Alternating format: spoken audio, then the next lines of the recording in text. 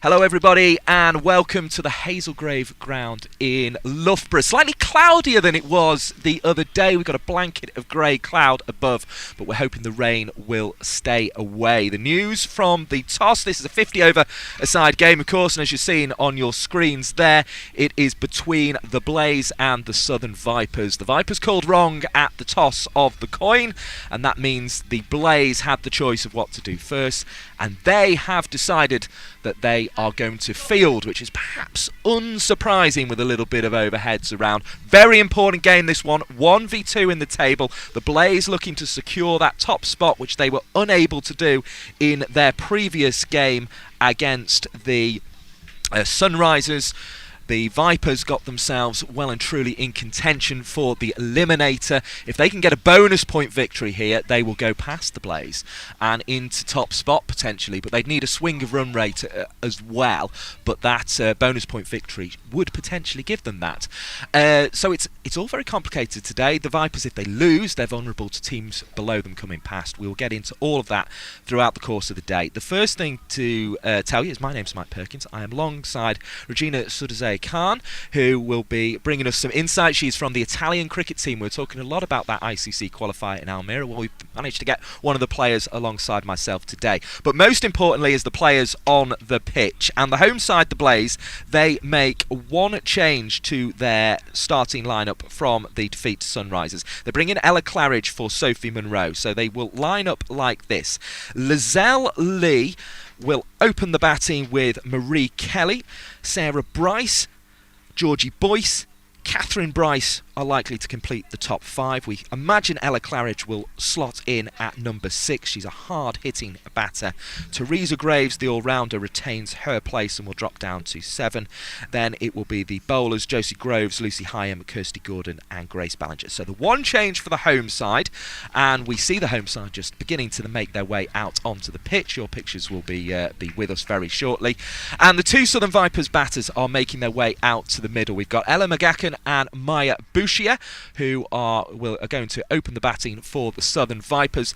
Bouchier, one of two changes coming in for Abby Norgrove. Charlie Dean replaces Alice Monaghan. The rest of the team is Georgia Adams, Georgia Elwis, Emily Windsor, Freya Kemp, Lindsay Smith, Rihanna Southby, Mary Taylor and Ava Lee. So you're up to date with the teams. As I say, my name is Mike Perkins. Alongside me is Regina Sudaze Khan. Regina, the first thing probably to ask you here is two internationals, in addition to Freya Kemp, who played the previous game for the Southern Vipers, coming into this lineup as the pictures begin to appear for you here ahead of the start of this game. It's a strong thing for the Vipers to be able to do in such a crucial game, this. Yeah, you can tell the Vipers are very desperate to win this game. I think the addition of Charlie Dean is imperative for the Vipers. She did well in the last ODI against Sri Lanka, taking a fifer, and the hard hitting of Maya Bouchier. I mean, what's not to say? What's not to like about Maya Bouchier? As much as probably the preferred thing to do for the Vipers here was bowl first, I think. And the as addition well, of them could be a big toast on the board today. And as well as playing for the Italy cricket team, as we see Catherine Bryce taking the ball from the far end, looking to get a little bit of swing. You also play for Sussex, so you come across a lot of these players day to day. Yeah, no, it's been a pleasure. I've grown up playing cricket. We'll get your thoughts on that after the first ball of the game, which is delivered by Catherine Bryce. It's defended by Ella McGacken into the offside. There is no run. We're underway. It is none for none on the orange letters on the scoreboard, which are a little bit more prominent today in the grey skies compared to the sunshine. We couldn't bring the sunshine of Almere back with you, unfortunately, Regina, But we have a very crucial game on our hands here, and Catherine Bryce will just have to abort that run-up on her way into the crease. She's just make sure that she is waiting long enough for Ella McGacken to just assess things there. The umpire's just checking one or two things as well. In comes Bryce again. She delivers, and McGacken will tuck into the leg side. Once again, there's no run. A bright start from the Blaze in their bright orange. The Vipers also in bright orange, which I always find rather a strange juxtaposition. The fact that we've got two kits in of the same very black trousers and orange shirts. Yeah, it's an interesting decision. I wonder what the cause for that was.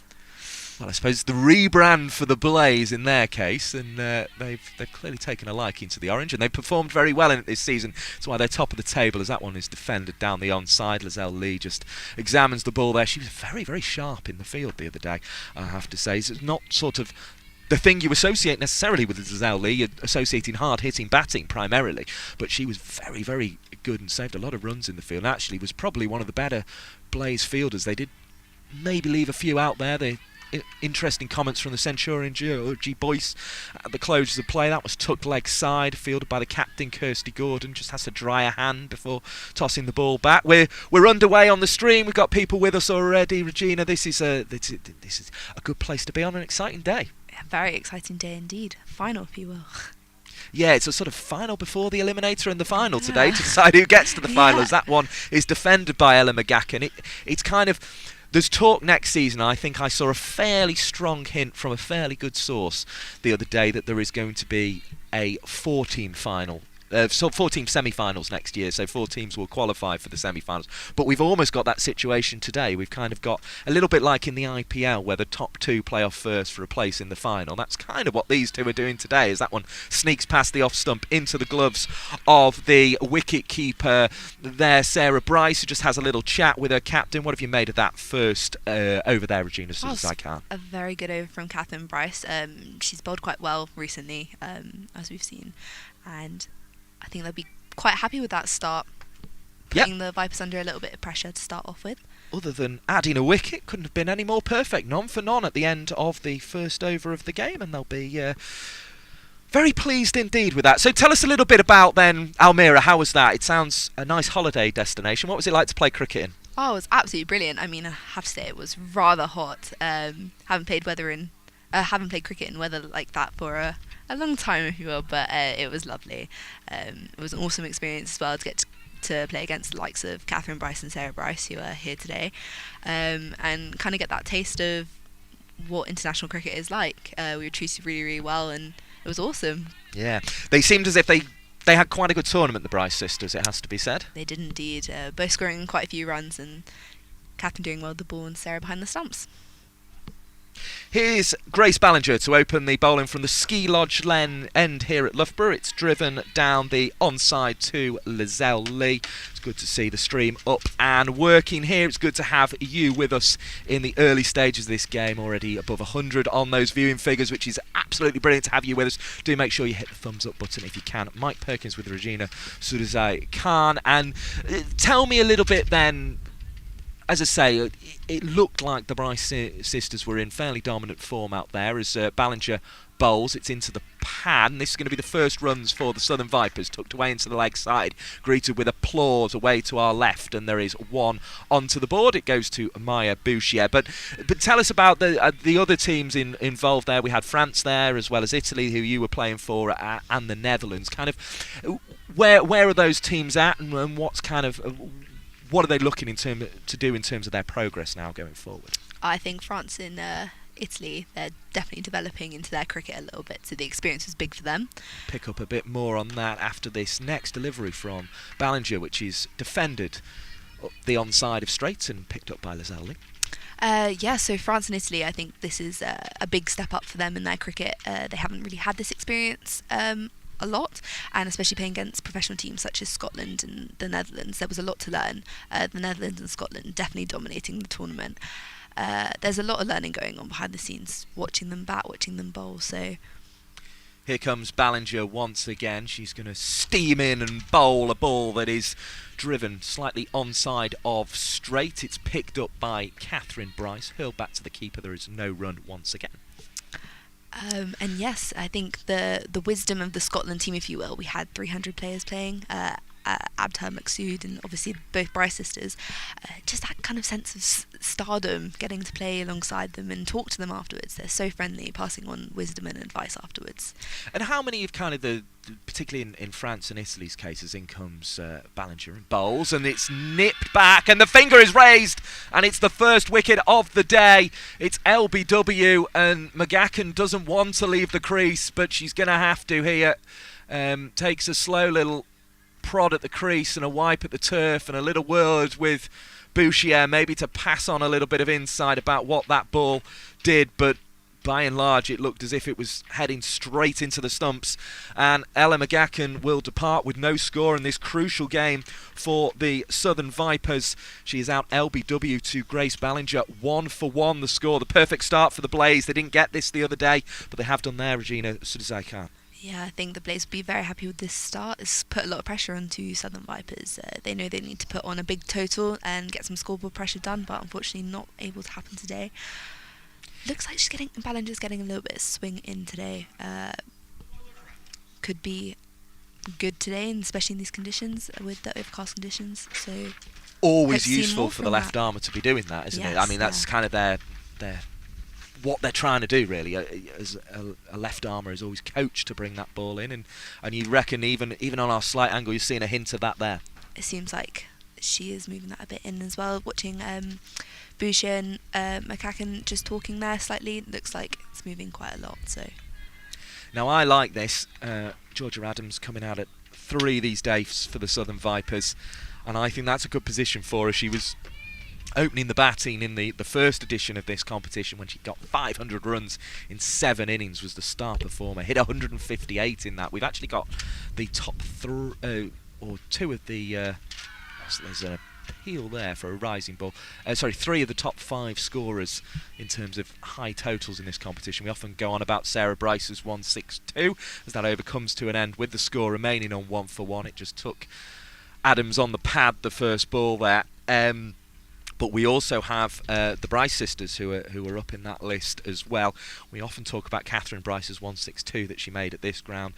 Sarah Bryce has a score in the 130s that she's made in the opening edition, I think that was as well. And then there's obviously Georgia Adams in the first edition making that 158. So there's some real quality batting. But to me, and I don't know if you'd agree here, Regina, you're probably the expert here, but I would say this is a bowling day. Yes, 100%. Conditions all look like they're supporting the bowlers today, and be harder for the bat, I think, as well, seeing the ball a little bit today. Let's see if Blaze can continue trying to dominate a little bit, but I think a partnership between Boucher and Adams here could be quite crucial, as always. And here comes Catherine Bryce, and she's going to bowl. It's going to be tucked away, leg side. There will be another single to Bouchier, her second of the game. Apologies, Regina, cut you off a bit there. No worries. It definitely looks like this could be a partnership growing. I mean, Adams, what a season she's had, both with the bat and the ball, should we say, in the 100, being highest wicket taker, I believe. Yes, yeah, a little bit of a surprise. I think she said when Charlotte Edwards put bowling on her timetable ahead of the first edition in the COVID times, I think she thought she was taking the mick a bit at first, but Georgia Adams has become a very, very useful operator with bat and ball, but it's with bat that she's been dominating since the resumption of this tournament. That drive just going to Ella Claridge, who's in at cover. Scores so far since the resumption, 49, 71 and 82, and I suppose that tells you all you need to know about Georgia Adams. Yeah, 100%. She's a striking machine and always has been. She's a good name in the game. This ball bowled by Bryce outside the off stump. Quick gloves from Sarah Bryce. No run once again. 2-1 the score if you're just joining us here at the Haslegrave ground in Loughborough. 1 versus 2 in the table. The final match of the competition.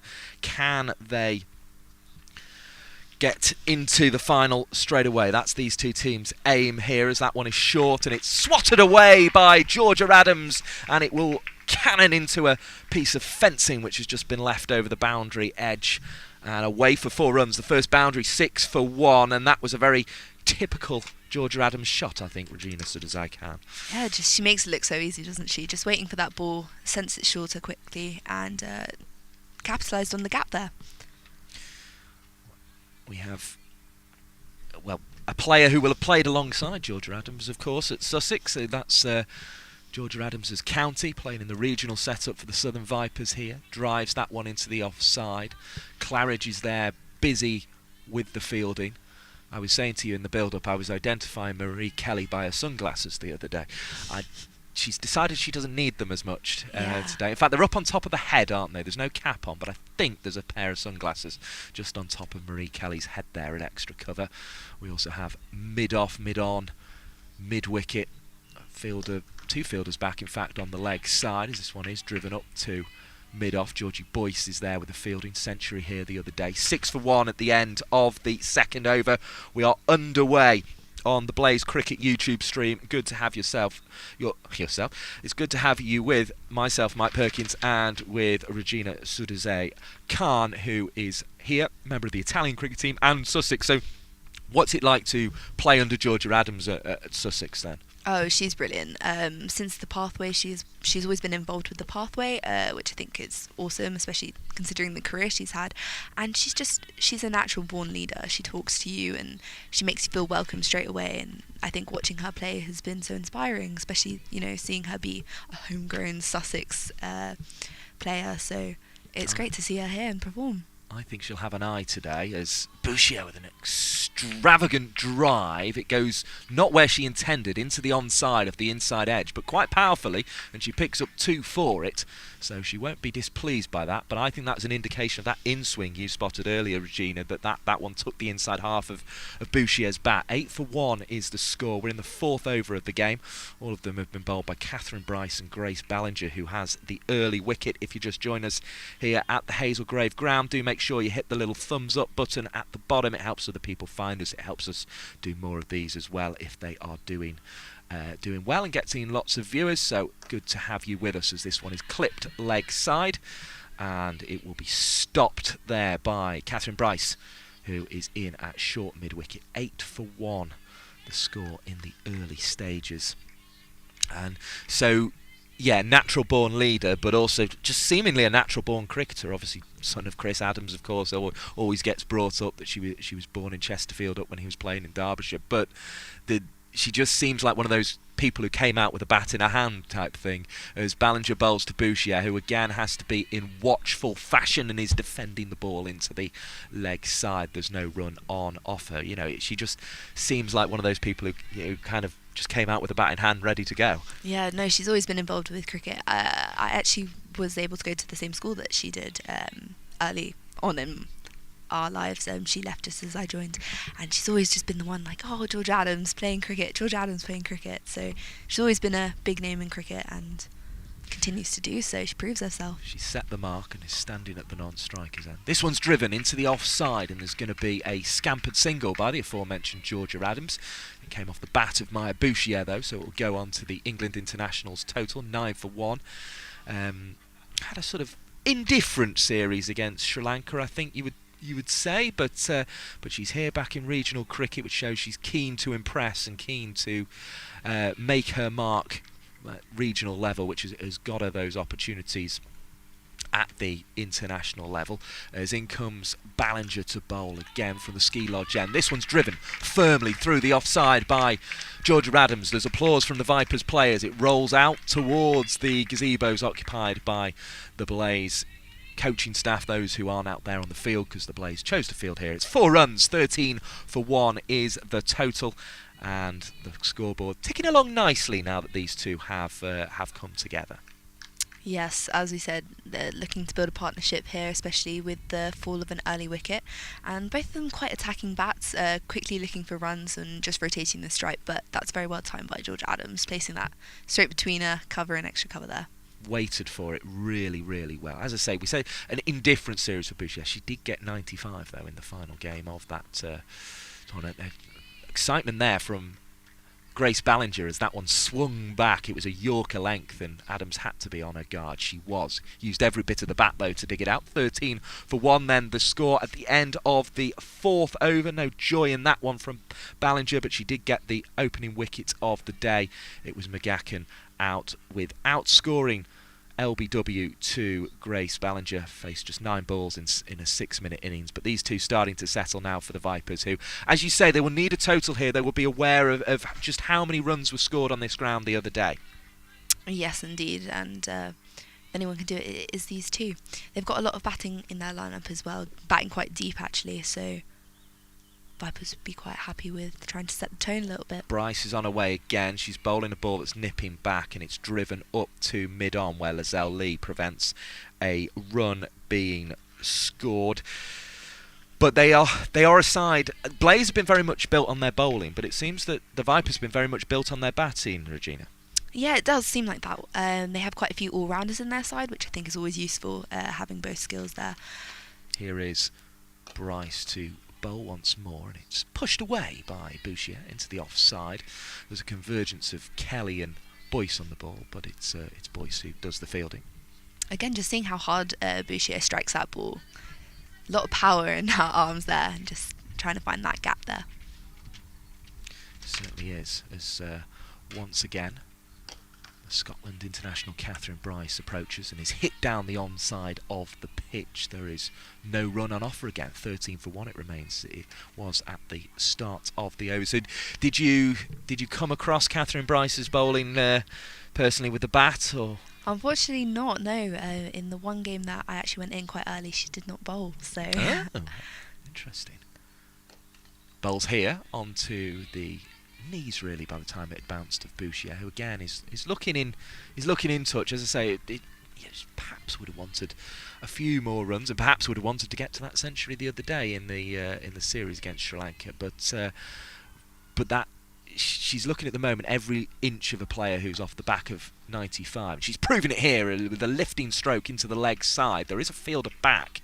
Just 2 allowed outside the circle in the early stages, but one of them, fortunately for the Blaze, was at mid-wicket, almost as if it was planned. I'm sure it was. 14 for 1 the score moves on to with the single, brings Adams back onto strike. You can see here they've changed the field as well from last over.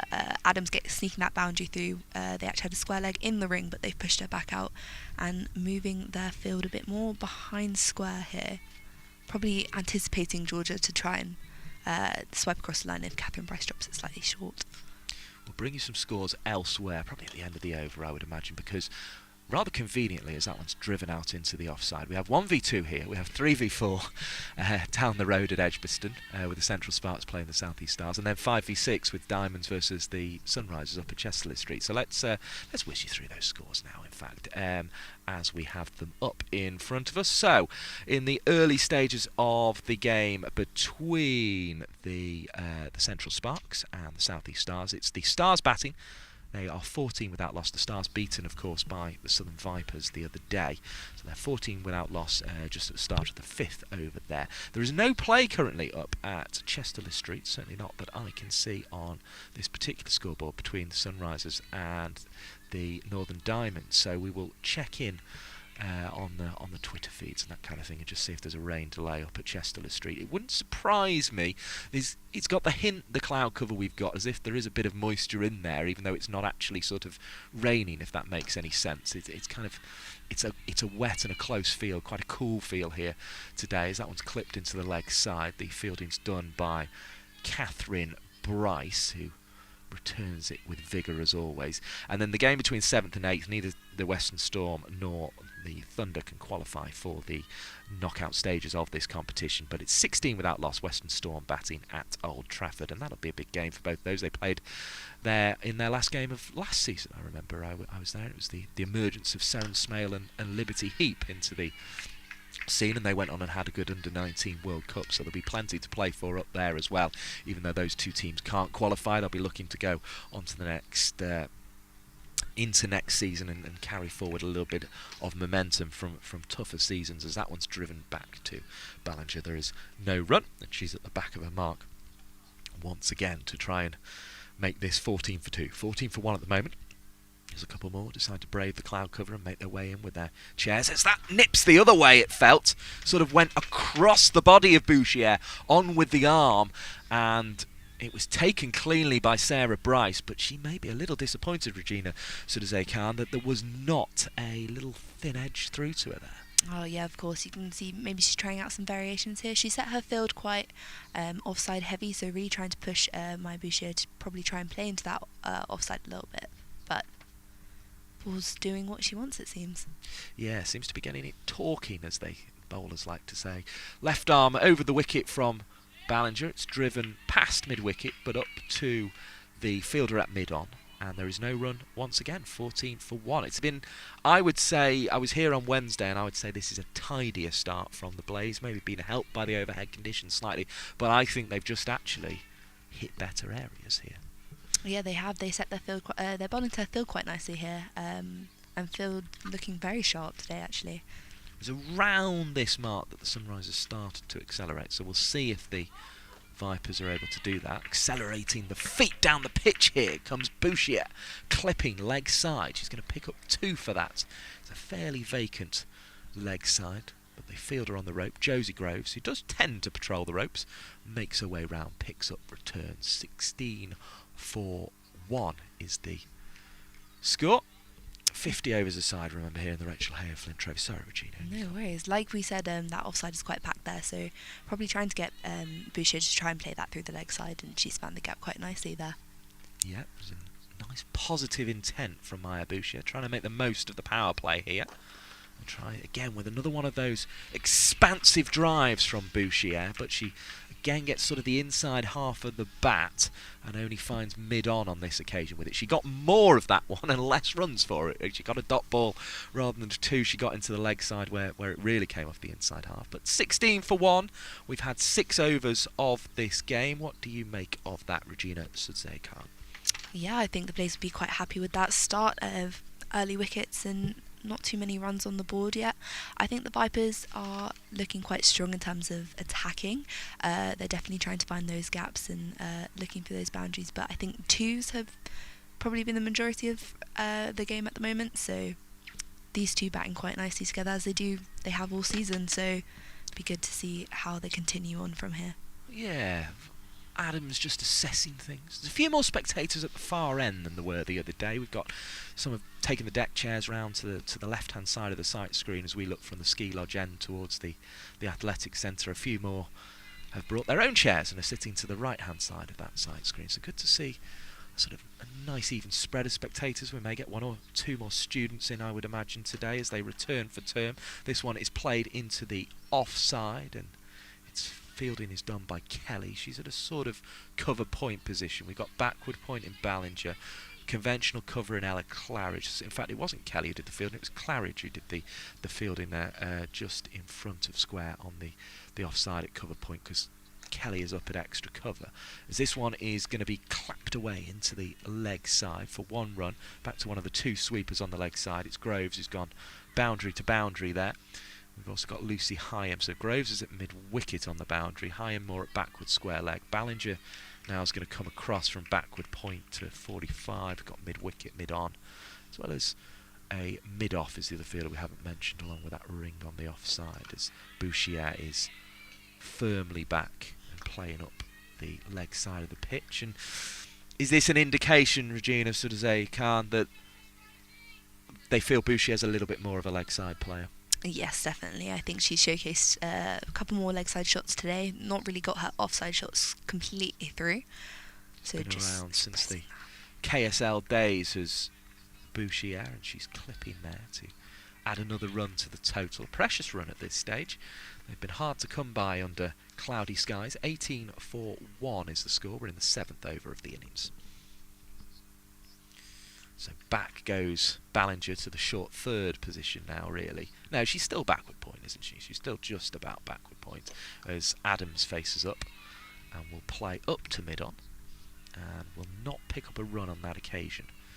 Was looking to sort of dissect the gap wide of Lozelle Lee, but she was on guard and did her job and prevented the run being scored. Spectators watching on in this early stage of this game, played out into the offside then, and Claridge there with the fielding.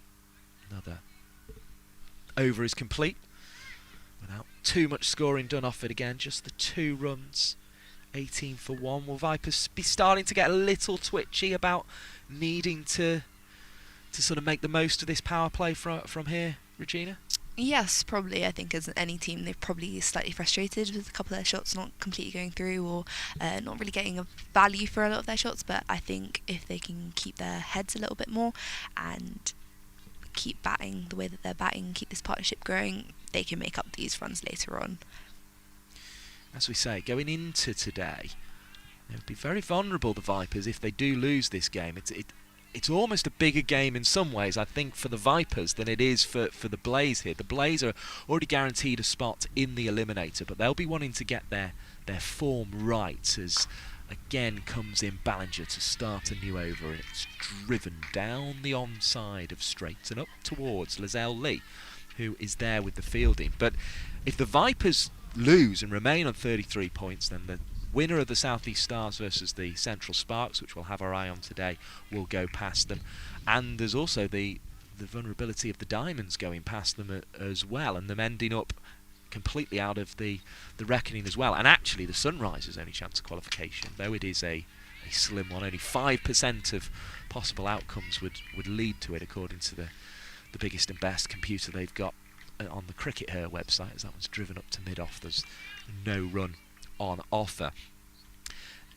Sunrisers could still, in theory, get a bonus point win and a big run rate swing and go past the Vipers that way themselves. So there is a lot of outcomes, a lot of permutations, but for these sides, really, it's all about winning. If they can win, they don't have to worry about the rest, because they're at the top of the top two positions in the table. That one is dabbed nicely by Bouchier, behind square on the offside. And just almost to emphasise, we were talking about clearly the Blaze think she's more of a leg side player. They'd moved a fielder across. Well, there she exploited the gap that would have been there to the in-swing of Catherine Bryce in the previous over. Obviously, Ballinger also bringing it back, but maybe from slightly wider angle with the left arm, having to push the ball out before bringing it back, and played it down to third for a run. Another delivery faced up by Adams, and it's a fluent stroke, and it goes through the fielder Gordon and away for 4 runs, and that is going to be a very welcome boundary indeed for Georgia Adams. So far the Blaze have been very, very tight in the field. You were mentioning the Vipers, Regina, would be slightly disappointed not to have got a few of their shots through. Well, they've got a bit of a bonus one to take it on to 23 for 1. Yeah, I think Georgia Adams would be quite happy with that, relieve a little bit of pressure. It's been a while since the boundary, so take that in. The shot certainly deserved a run. It was a fluent strike of the ball, as Adams will took this one leg side.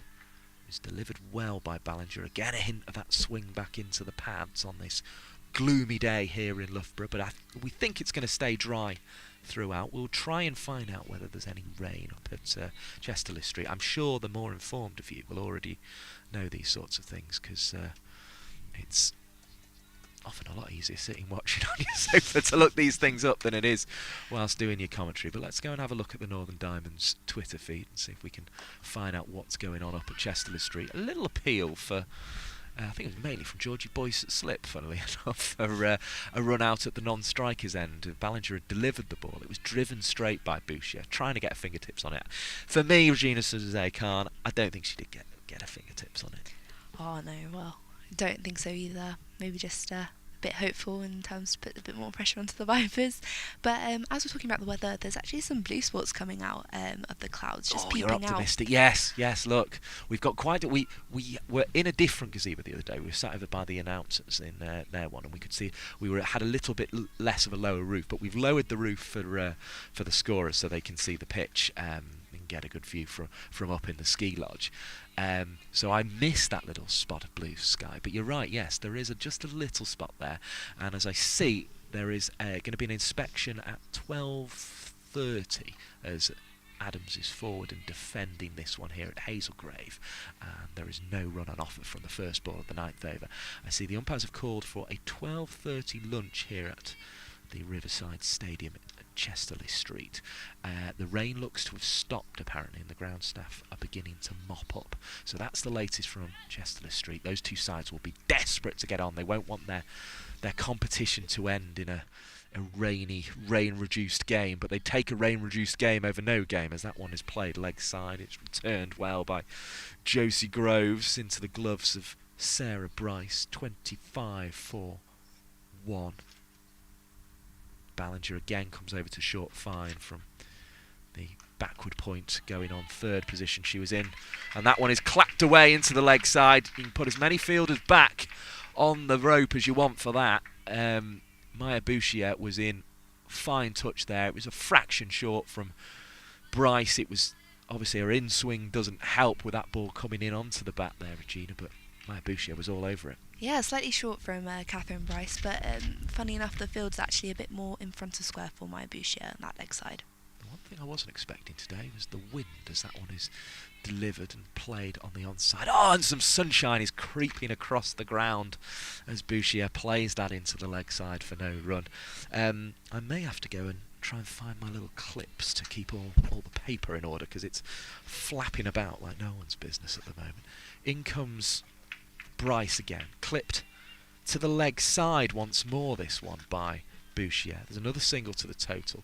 Vipers progressing a little bit more fluently here now the boundaries are coming. We're in the 8th over and they're taking the score up towards 30 for 1, in fact onto 30 for 1 with that single there. So let's see if we can find the old Bulldog clips to keep the papers in order, as this one is bowled to Georgia Adams and it will be hit back just past the bowler, but Georgie Boyce, 104 the other day, a highest score in first class cricket. Thank you to Hypercourse for sending me that. I didn't spot that during the course of the game, but it passed her 91 against Sunrisers in the second edition of this competition. So Georgie Boyce with the fielding there, and she's been in good touch with the bat. One who's moved to the Blaze this season. She's Nottingham born, so it's perhaps a natural home for her, really, Regina.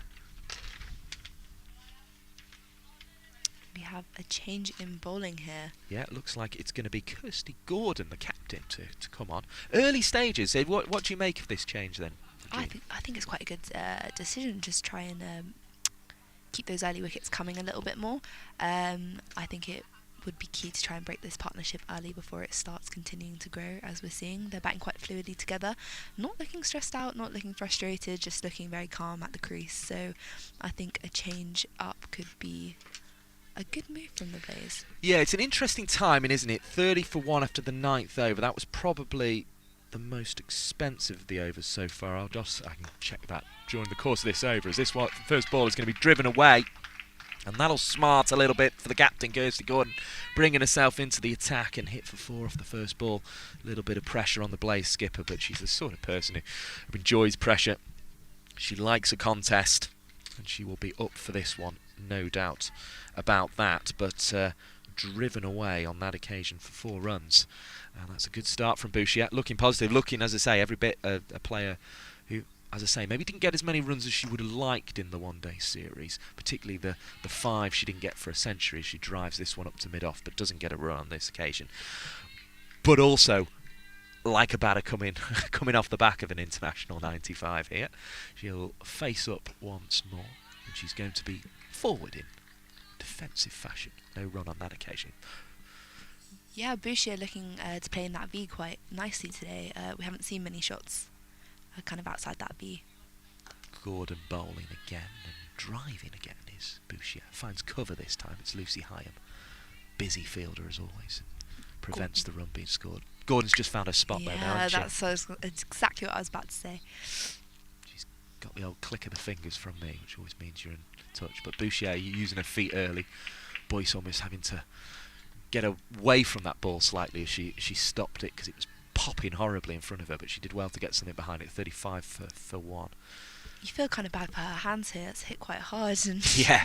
Not in fact, very, I'm not sure. It might not have been the hands that stopped it, but it was effective nonetheless, as this ball will be worked round the corner by Adams, and she thought the rule is, if you work one to the 45, there's a single every time. And Bouchier somewhat disagreed from the non-strikers end, but there we go. 35 for 1 then, so 3.5 the rate during the power play. 10 still in Rachael Heyhoe Flint Trophy cricket. Charlotte Edwards Cup cricket has definitely changed dramatically in terms of the way that teams approach, in fact the whole of the innings, but particularly the power play. But here it still tends to be building up slowly, doesn't it, and kind of building that innings, keeping those wickets in hand for a late charge. Yeah, 100%. I think Vipers as well have a lot to prove in terms of being consistent winners of the Rachael Heyhoe Flint Trophy. They've done quite well in the competition, so I think they will be looking to keep that experience and keep that kind of pride, if you will. But I think having experienced players on the pitch, it helps the Vipers a lot, especially for the younger girls in the squad. Certainly does. Now, Grace Ballinger did this the other day. She bowled her first little spell from the ski lodge end, and then she switched up to the Athletics Stadium end when the spinner Kirsty Gordon came on. She's going to do the same again here, it would appear. The Bulldog clips have had absolutely no effect so far, so I'm going to switch them round and put the heavier one on the small notebook and the little one on the big notebook and see if that'll work now. It's not doing the job. It's mainly because I do still need to turn the pages, so anyway, I'll stop boring you with that. In comes Grace Ballinger, more importantly, to bowl from the Athletics centre end of the Haslegrave ground here at Loughborough. She picks up a 1, just squeezed out behind square on the offside.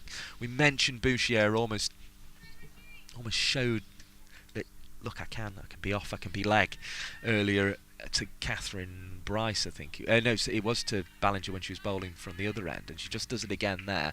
Teresa Graves had, skillfully though, made her way back to third, as in comes Ballinger once more. Driving fairly comfortably there was Adams, down the offside of straight, 36 for 1. Honours very even at this stage, but the thing the Blaze will be happy with, I imagine, having seen 200 for the first wicket the other day from the Sunrisers, they have at least got 1. Yeah, relieve a lot of pressure from the bowlers, but I think they're bowling quite well here, actually. Just need to make sure they don't get frustrated and keep on top. Ticking up to 7 minutes past 11 on your Saturday morning. Wherever you are watching on, I hope you are enjoying the Blaze Cricket's YouTube stream, as that one's played out to the cover boundary, but there's a fielder there, so only 1 run taken, 37 for 1. Do make sure you hit the thumbs up button, it helps other people find it, helps us do more of these streams. We will keep you up to date with matters elsewhere, including, it's a big day, and I'm sure many Southern Vipers fans will be across this throughout the day. There is a big game for Hampshire today in the one-day cup final against Leicestershire, as Bouchier is driving this one fluently enough to Grace Ballinger. We've just seen Sarah Bryce come up as well, actually. She's just decided to stand up to Ballinger, maybe trying to keep the batsmen in the crease a little bit more, and keep Ballinger on her lengths, basically, make it harder for Bouchier and Adams to kind of drive that ball. Maybe make a bit more of that swing that we've detected as well.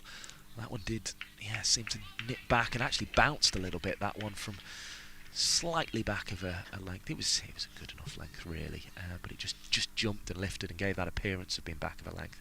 But it sets a real challenge for Sarah Bryce here, but she's such a good keeper. 1 off the outside edge there, 38 for 1, the total. So, yeah, as I say, big day for both Hampshire, the men's county side, as well as Southern Vipers, the women's regional side today. They've seen more and more of that sort of link up. Although at this level, I mean, they tend to be relatively separate, even though they share the same grounds, as Adams is forward, orderly in defence, looking every bit a player who started this game with 467 runs to her name. I think she'll want at least those 33 today to go past the 500 mark from the inaugural edition of this competition. So Hampshire have Leicestershire are batting anyway, I can tell you that much. I can't tell you who's won the toss because I haven't got that far on the scorecard. It was actually won by Leicestershire. Leicestershire have chosen to bat. They're 4 for 1 in the early stages against Hampshire in the one-day cup final. We'll keep you updated on that throughout the day, because I know there will be lots of people on the South Coast interested in both this game between the Southern Vipers and that game between Leicestershire and Hampshire at Trent Bridge. But also we'll keep you up to date on the Rachael Heyhoe Flint Trophy. Perhaps the most pressing one from a Vipers perspective is Central Sparks versus South East Stars, where the South East Stars are batting and are 33 for 1. That is 3rd v 4th. The Vipers are 2nd. The Blaze, who are seeing their captain Kirsty Gordon bowling on a good length again, that Bouchier tried to get back to create some room but couldn't do so sufficiently enough to get a run there. The Blaze are top of the table. They've been led well by Kirsty Gordon this season, as that one is driven up the onside. Lizelle Lee has come back down to long on. She prevents a boundary being scored, but a run will be added, 39 for 1. Northern Diamonds and Sunrisers yet to get on yet. As we say, rain there delaying things, so they're going to take an early lunch at 12:30 and try and get on after that, but it will mean over's lost in that game as Gordon's hands go to her head in exasperation. She felt she'd just found that little bit of movement away there, and it was going to beat the outside edge, maybe even take it on the way through to the gloves of Bryce, but couldn't do so. The other game being played between 7th and 8th who can't qualify, as this one is clipped leg side by Georgia Adams. Will take her single 40-1. Thunder versus Western Storm 43 without loss in that one up at Old Trafford. So there will be a big eye, won't there, on that game between the Central Sparks and the South East Stars as the sunshine comes out and Gordon is bowling with a little bit more flight that's defended by Boucher. There will be lots of eyes on that throughout the day, perhaps more so when they're waiting to bat, I suppose, than when they're fielding later on, Regina. Yeah, if I was the Vipers, I'd be quite diligent on that, looking at the table. But here's Gordon bowling, and this one is defended by Boucher, and advancing Boucher on that occasion. 40-1 then the score at the end of the 12th over. But yeah, so you wouldn't be I don't want to know, all that matters is what we do, we can't affect their result. You wouldn't be that sort of person. Oh, I'm a rather competitive person, so I just kind of want to know from the off. I like to know what I have to get. But no, I think the Vipers are probably just looking to have a good game in general. They have quite a few youngsters as well, so the youngsters kind of trying to showcase what they want. Of course, the Vipers are going to want to win this, but I think they've done quite well at the moment. Yeah, the likes of Lee and Taylor we'll see opening. You say Mary Taylor's another one you know quite well from your county cricket. I've actually grown up with Mary Taylor. Yeah, and I've known her since I was very young. It's awesome to see where she's come to today. So within reason, as Grace Ballinger is making her way into bowl her second over from the Athletics Stadium end, but she's also had an over from the ski lodge end, that first one driven into the offside. I'll give you another ball to think about this one, I think. But within reason, what can you tell us about Mary Taylor that perhaps somebody who hasn't grown up with her wouldn't know, wouldn't be aware of? Because presumably you've played a lot of cricket together, both being cricketers. But I'd be interested to know what's the insight from somebody who's known her throughout certainly her cricketing life, as that one is driven nicely by Adams, picks up another single, 41-1. Adams is on to 18. Is there any sort of insight you can give us into Mary? Oh, she's very competitive. Right, like you. Yeah. Is that why you're mates? She's very competitive. She's always been a brilliant player. She's always developed her cricket. She's cricket mad, if you will. Loves the game. So here comes Ballinger to bowl again. Now, has that taken a whisker on the way through past Sarah Bryce? This is the issue with standing up. It is applauded by Sarah Bryce, and the waving of the arm will tell us that one did take the outside edge. So it had the desired effect. I think Ballinger was actually pushing that one across rather than bringing it back in, of pinning Boucher back, finding the outside edge, but there was nobody at slip to take advantage. It beat the fielder at third as well. 4 to the total, 45-1. Could we be looking back on that moment in the 13th over with Boucher on 27 at that point? An appeal, or taken to 27 anyway, with the scoring shot. That one takes Boucher on the pad. There's a strangled appeal. I guess we won't know at this stage. That's the beauty of it, Regina. But we could be looking back on that moment as perhaps the moment where the Blaze let one get away there. I think things are starting to clear up as well for the Vipers. They're looking quite strong here, and the skies are clearing as well. Yeah, the early wicket of McGacken would have been alarming, but that will be alarming for the Blaze. The shout of shots and the shout of Boosh will tell you that it's gone for 6 runs right over long gone, and that cleared at least double of the distance of the boundary here at Loughborough. Batters do like to go into that hedgerow at the far end. There's netting up in front of it, so we don't have to spend too long looking for the ball. But that was a lovely, lovely shot. And it brings up the 50 as well for the Southern Vipers. 51-1 they move on to with that beautiful stroke from Maya Boucher. We'll get Regina Sudhazay-Khan's thoughts on how Boucher is looking after this ball from Ballinger, who's looking to get revenge. She's found the outside edge in this over already, and she finds the toe of the bat really there, down towards Graves at third. And another couple are taken. It's looking like being an expensive over, this one. Takes the score on to 53-1. And, well, after the little edge earlier in the over, we saw a sign of intent there, Regina. Yeah, a slight bit of frustration from Ballinger there, but you can see Maya Boucher really trying to play everything straight, hence a couple edges there. But that drive just makes it look so easy, pure timing and perfect. What more could you ask for? Brilliant. It was just a lot of people. For a lot of people, the on drive is the best shot in Yeah. cricket, and that was the perfect example of it, wasn't it? It was just there was no trying to hit the ball. It was just all timing, and it was just it was all just getting in the perfect position and trusting your technique. And that was a lovely, lovely shot from Boucher. She's on to 35, and already in the realms of having an impact on this game. And it was almost as if she went, well, if I'm going to snick the odd one, I may as well make sure I take advantage if it's in my area. She held her shape very well and hit that very long. So Gordon bowling with a long on, fielded back at cover as well.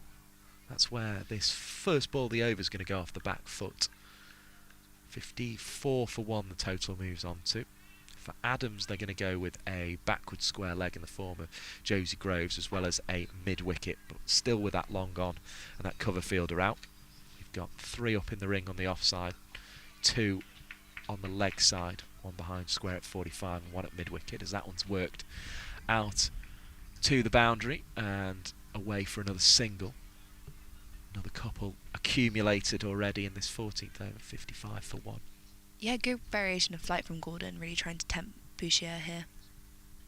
Bowls this one into the pitch just to mix it up a little bit, and it's clapped away on the cut stroke out to Ella Claridge for just the 1 run again, 56 for 1. After all the excitement, we're having a mustard date over at the moment. Here comes Gordon. Will she go for the flight again, or will she go into the pitch? Big appeal, big appeal. It took something on the way down the leg side because there's no wide ball, but it wasn't bat. Hands on heads from Boyce, hands on heads from Heyhoe. A slight grimace from Gordon. They felt that was close, Regina Sudhazanya. Yeah, of course. When you're on the pitch, you always think you're right, don't you? So That is true. Here comes Gordon again. And it's defended out into the offside, Lucy Heyhoe. yeah, Gordon doing really, really well here to try and tempt Maya Boucher to kind of take on Lizelle Lee here at long on. Maya Boucher playing quite well to her strengths and not she's too been tempted. patient so far. Will she be patient again? No, she's going to come down the track. She's going to clap it through long off this time and away for 4 runs. The fielder was up at mid-off. She used the gap well and found the gap. 4 more to the total, 60 for 1. And what was, as we were saying, a bit more of a quieter, a sedate over, an honours even over. It ends with a beautiful shot from Boucher. Yeah, Boucher kind of looking for that all over, but taking on the charge a little bit and taking Kirsty Gordon on, which I think at this stage is probably crucial. Kirsty Gordon probably bring herself on, just try and quieten it down and make sure there's no kind of big explosion through the batting. But Maya Boucher just playing to her strengths and being patient, finding the delivery she can come down to. Yeah, it's almost like they were chatting there in the middle, and it was almost like Boucher was saying, "I'm feeling good here. I'm gonna go," and Georgia Adams can then just sort of ban her shadow a little bit here. We saw Grace Scrivens do that very effectively. Grace Scrivens, so often the leader of the Sunrisers and taking on the captaincy, but she actually battered in the shadow of her partner Ariana Dowse the other day and made a fantastic century. So she'd be another one you've potentially come across, I guess, down because she's Eastbourne born, isn't she, Ariana Dowse? Yeah, Ariana Dowse, I've come across her quite a lot. So you must have been delighted to see her getting the first century for the Sunrise, even if it was one that perhaps the Blaze wouldn't have liked, as that one's worked slightly uppishly away behind square on the offside, but Adams was in control, no run. Oh yeah, of course. Ariana Dowse. I actually play against her more than anything. She plays at a club down south, so I play against her quite often. But she's always one that you're looking to get out quite early on. So. Yes. Well, it seemed it was quite a long afternoon for the Blaze, having not been able to do this. This is Teresa Graves, by the way, I should have mentioned, who's come into the attack here. Bowls that one down the leg side, and it'll be a wide ball. So 61 for 1, the score moves on to with an extra. Blaze been disciplined in that respect so far. It's the first extra all day. I believe it is, yeah. I think you're spot on there. Just double check with our scorers, because sometimes they sneak through. Oh, so this one looks as if it's going to sneak through from Adams. Driven nicely down the onside of straight, but very straight indeed. As straight a drive as you could wish to see. 65 for 1. 4 more to the total. And Georgia Adams looking in very, very fine touch for the Southern Vipers, who are in second place going into this game. Vulnerable to being overtaken, though, by teams elsewhere if they don't win here against the Blaze. The pressure almost more on the Vipers here than it is on the Blaze, as that is another wide ball. 66 for 1, wide on the offside this time.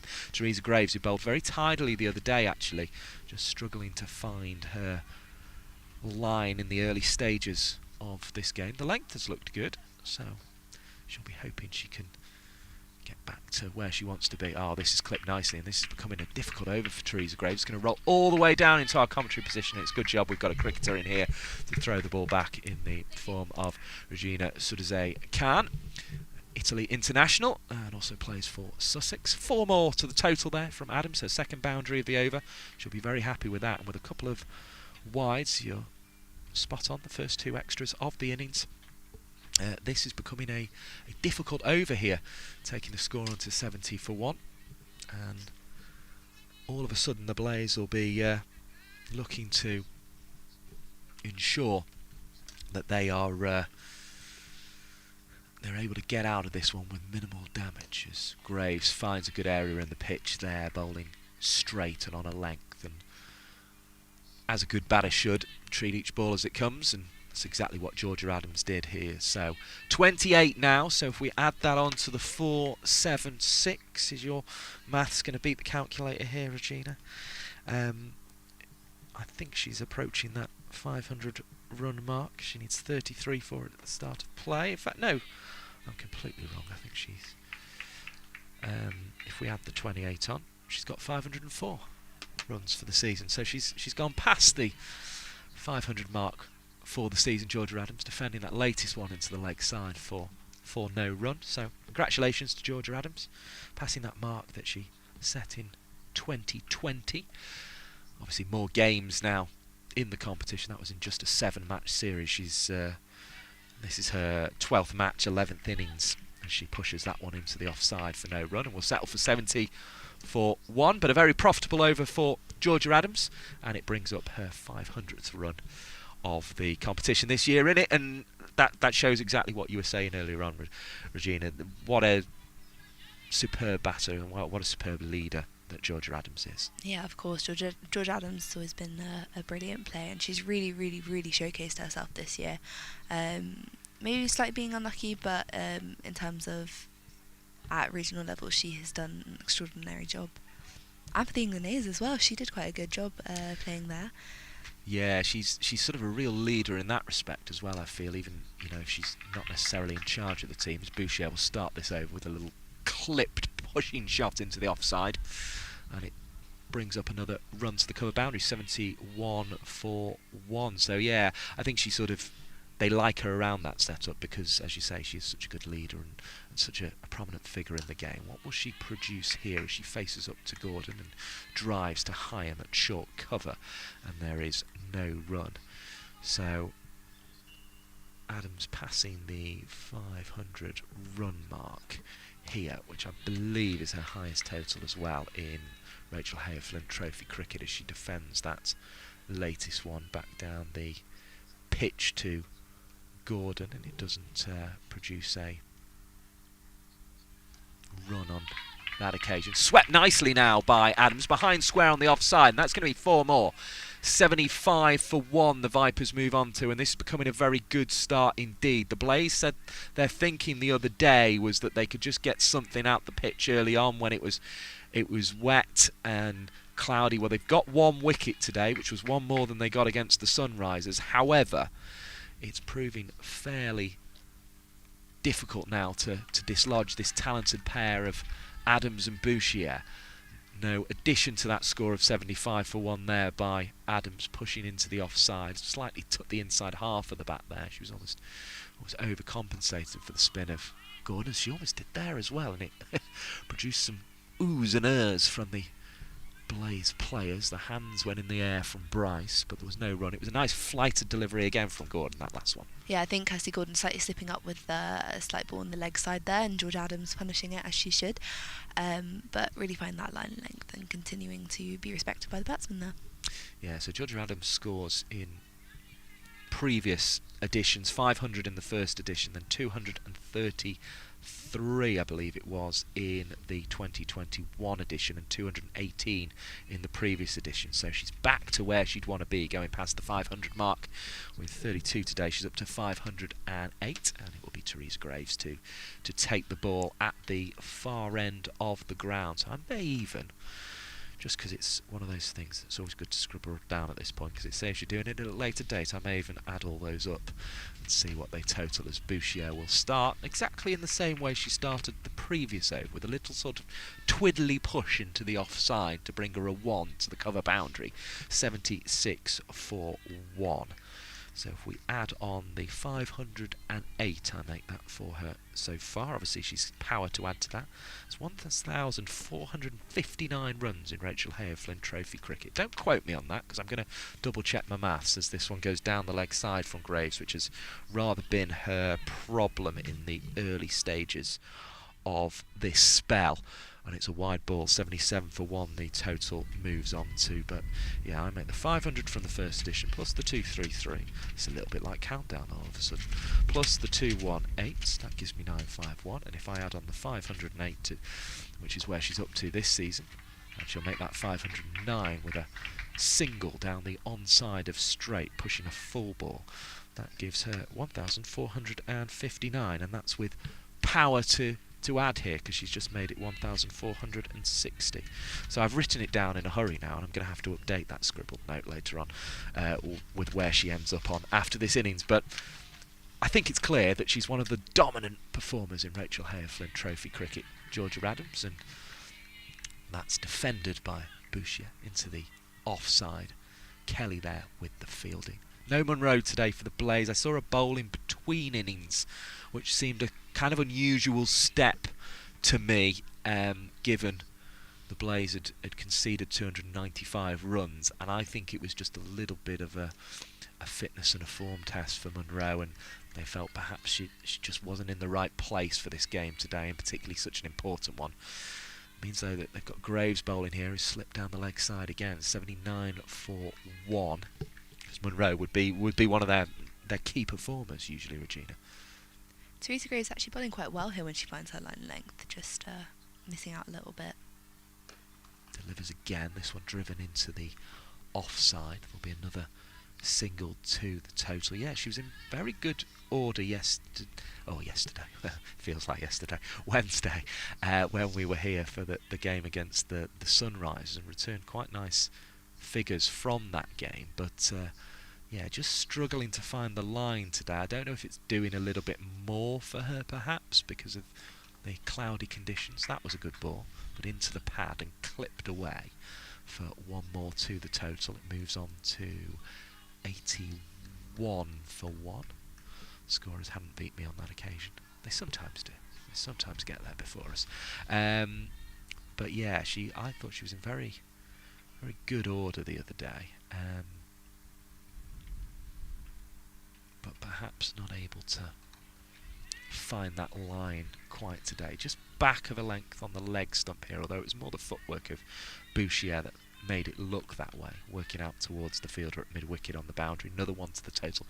82 for 1 is the score at the end of the 17th over of the innings. So yeah, looking at Teresa Graves' figures from the other day, Regina, she bowled 6 overs in the end, 25 for 2.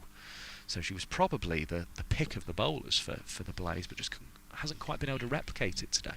No, unfortunately not. She's bowling quite on a leg stump line. Might be getting a little bit of movement, hence why it's staying on that leg stump. But I think when she's finding that off stump and middle stump, she can be quite crucial here.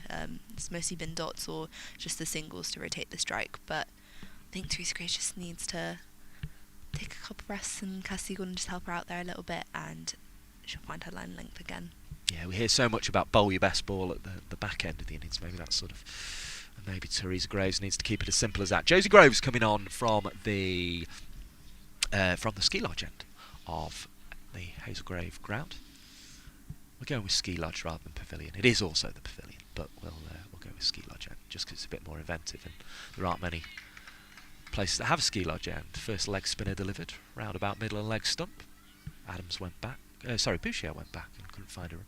You know what fooled me there? They're using exactly the same bat. I'm sure they're different in terms of size and weight and all that kind of thing, as that one's worked away into the leg side, but they've got the same stickers on.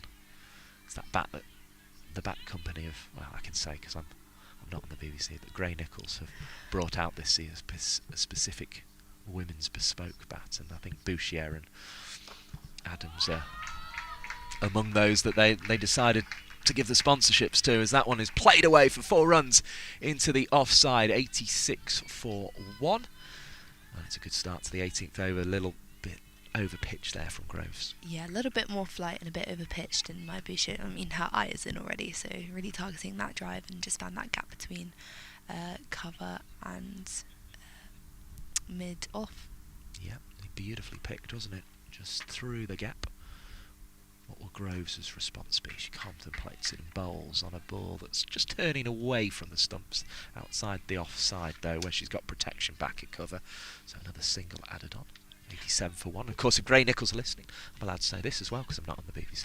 Gray Nichols are listening, they're more than welcome to come and sponsor the stream if they would like. I'm sure that'd be a good little link up for them potentially if they wanted to fund streaming across the country. As in comes Josie Groves and bowls the ball just outside the off stump. It's going to be swept away, and it was a real proper sweep. It was almost as if she had a broom and it was down on the pitch and just brushed it away to the leg side boundary. 4 more to the total. Lovely shot from Georgia Adams, and we said Bouchier was accelerating. She's on to 49, but Adams up to 38 now. Yeah, again just bowling slightly fuller and outside that leg stump, and Georgia Adams again iron, capitalising.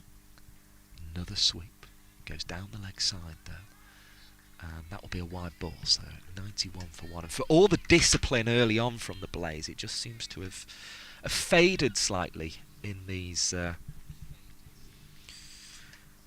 stages since we entered the kind of middle overs of the innings. There's going to be 2 here as well. That's good running from the Vipers.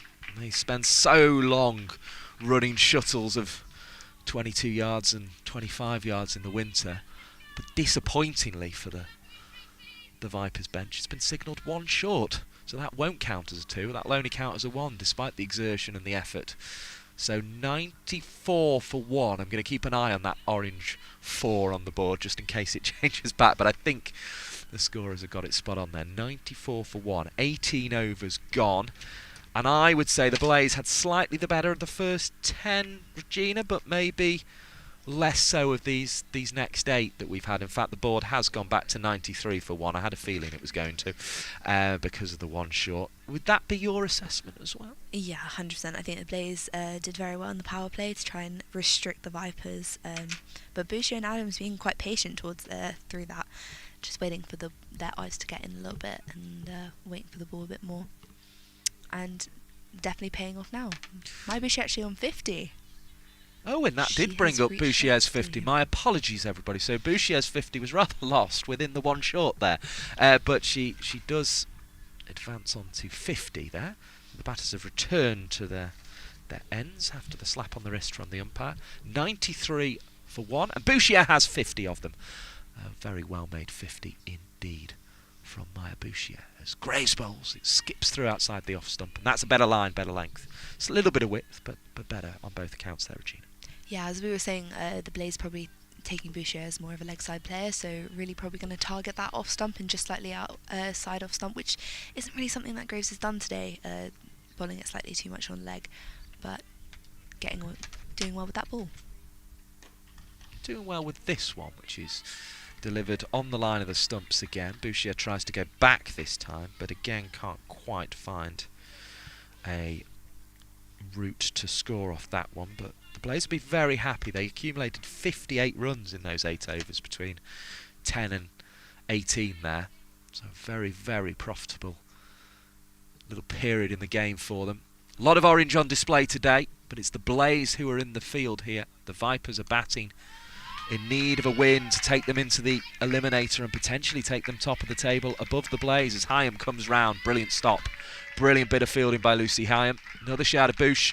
They will applaud the 50 this time, even though it did technically, I think, come up with that 1 short. But Maya Bouchier is through to 50. She's on to 52, in fact.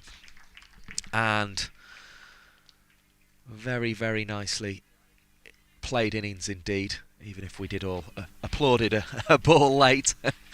It was a little confusing with that one shot there, but Bouchier chops into the offside. We'll add another to the total, up to 53. The most important, just a little twirl of the bat as it went and sent it on its way very nicely indeed. Yeah, it's a good rotation of strike from both the batters here. They obviously have both got their eye in a little bit, so trusting each other and seeing which one really can take a ball their fancy. Yeah, it was as if Bouchier was taking the lead, and then it seemed as if Adams had come more back into it, but that's a way to take the lead from Bouchier. Bang! 6 runs over the top, smashed away. Josie Groves would have had to have been a good 10-15 yards back up that little hill in front of the ECB Performance Centre to stop that one. 6 to the total. It brings up the Southern Vipers 100 as well. 103 for 1. And the Vipers will very much be feeling the happier team now, I would say, Regina. Yeah, 100%. I think Graves just slightly missing her length there, and Maya Bouchier capitalising. That's a 100 partnership as well from Maya Bouchier and Georgia Adams, which, again, we said if they would get a partnership, they would get on top, and I think potentially there could be quite a big score here. Yep, they came together after the wicket of Ella McGacken without scoring today, but these two have come on and added very, very nicely indeed to the partnership. Followed the first wicket with a score on 1 for 1, so the 100 partnership and the 100 for Southern Vipers coming up with a lusty blow from Maya Bouchier. It'll be Josie Groves to continue from the ski lodge end, and that's uppish and that's out. Caught at short fine leg. It was a top edge sweep shot. Ballinger with the catch at short fine leg, and it was a much needed one. In fact, I think it was definitely Ballinger, was it, down there at short fine leg, taking the catch. 103 for 2 then. So as soon as the 100 comes up, a wicket falls, Regina Sudhazay Khan. Yeah, I don't want to say commentator's curse, but I feel like it was a slight little bit of curse there. Well, we have to say what we see. George Adams looking like she was accelerating towards that kind of back end of her innings, but unfortunate. Probably not the best delivery, as well as the bowler probably would have agreed with us there, slightly missing her it was a little bit of a strangle, wasn't it, Yeah. in cricket parlance. It's always a bit weird that we use that term for a catch down the leg side, but it was a little bit, it had a little bit of a feel of that, and it brings the second wicket. George Adams as well looking quite strong with that sweep shot, so maybe just overdone a little bit with the sweep shot. It's always the danger of it, isn't it? A little bit of yeah. bounce, and you can get in trouble, and you can get a top edge. Georgia Elwes is a very good player to have coming into the crease. 54 appearances across all formats for England in international cricket. 32-year-old from Wolverhampton, so not too far from home. Georgia Adams finishing the group stage then, the Rachael Heyhoe Flint Trophy, with 1,470 runs. Wow.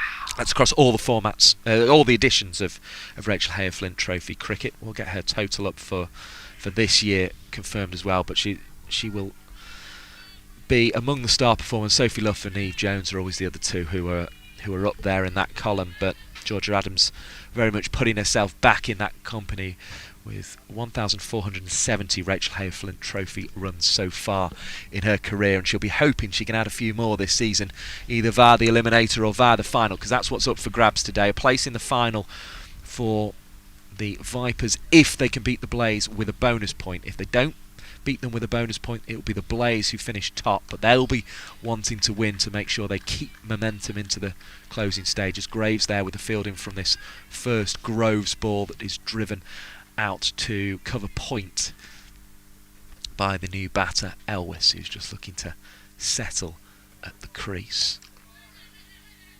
Jumps back in the crease and finds a slightly fortuitous route between backward point and cover point, and away to the boundary square of the wicket on the offside. 107 for 2. A little bit of a bonus for Elwes there, but she'll be feeling good about it. Yeah, Georgia Elwes quickly making use of her feet, especially to the leg spinner, and finding that gap quite nicely. We like to call it like cover point and practice point, like a wall. That's what we tend to call it at Sussex. But breaking through that wall there, Georgia. Yes, yeah. There was a slight hole in that wall, unfortunately, on that occasion. Gordon's gone in at close cover, but this one will be away for another 4 runs, this time between cover and cover point. And another gap found in the offside wall. 4 more to the total, 111 for 2. Vipers not slowed down by the wicket at all. And they will be very, very happy indeed with the position they find themselves in, as that one is pushed into the offside, and there is no run on offer on that occasion, as it was just sort of pushed off the back foot. So the fielding tightening up from the Blaze there. Another attempt at the sweep, took a little bit of a top edge, would have had the fielder at 45 interested had there still been one there, but Ballinger's actually moved across to the offside now, so there was a comfortable single on this occasion. It was hit much better, that one from Elwes. 112 for 2. We have had 20 overs of the innings so far. So who would you give those second 10 overs to? Oh, definitely the Vipers. I think Maya Bouchier and George Adams just taking a bit of second wind there and really, really dominating the attack. When Kirsty Gordon came on, we thought maybe Kirsty Gordon could change in terms of helping slow it down and making them work. But I think Maya Bouchier and George Adams have been quite patient in that those 10 overs, and definitely capitalising when the Blaze have actually slipped up a couple of times. So doing well there. 77 runs added in those 10 overs by the Southern Vipers. The wicket didn't seem to slow them up either. Elwes finding the boundary twice in her first over. She's on to 9 already and has to strike back. She's ready to face Teresa Graves. It was interesting bringing short cover in though to Josie Groves there to Georgia Elwes, as this one beats Bryce behind the stumps. There was a flourish of a drive from Elwes as it went, which perhaps was the thing that got in Bryce's way, but she'd be disappointed not to cling on to that, being such a good wicket keeper. A few more catches, and it was notable that the captain Gordon was the one who went touch knees when she waits for the bowler and uses those to manoeuvre into position and play it down the onside of straight for a single. 114 for 2. Bouchier is on to 60. So yeah, let's get Georgia Adams's runs for the season, because I reckon the various websites that calculate these sorts of things will have given us those. Slight outside edge from Georgia Elwes, but she was in control of it, if that made sense. It was a misjudgment in the sense it hit the outside edge of the bat, but it wasn't a misjudgment in the sense that it went down into the ground, and she still picked up a single. 115 for 2. Bouchier facing back up. She's topping the averages again now that her partner Georgia Adams is out. Single added to the total. 116 for 2 then at the end, or as we approach the end of the 21st over.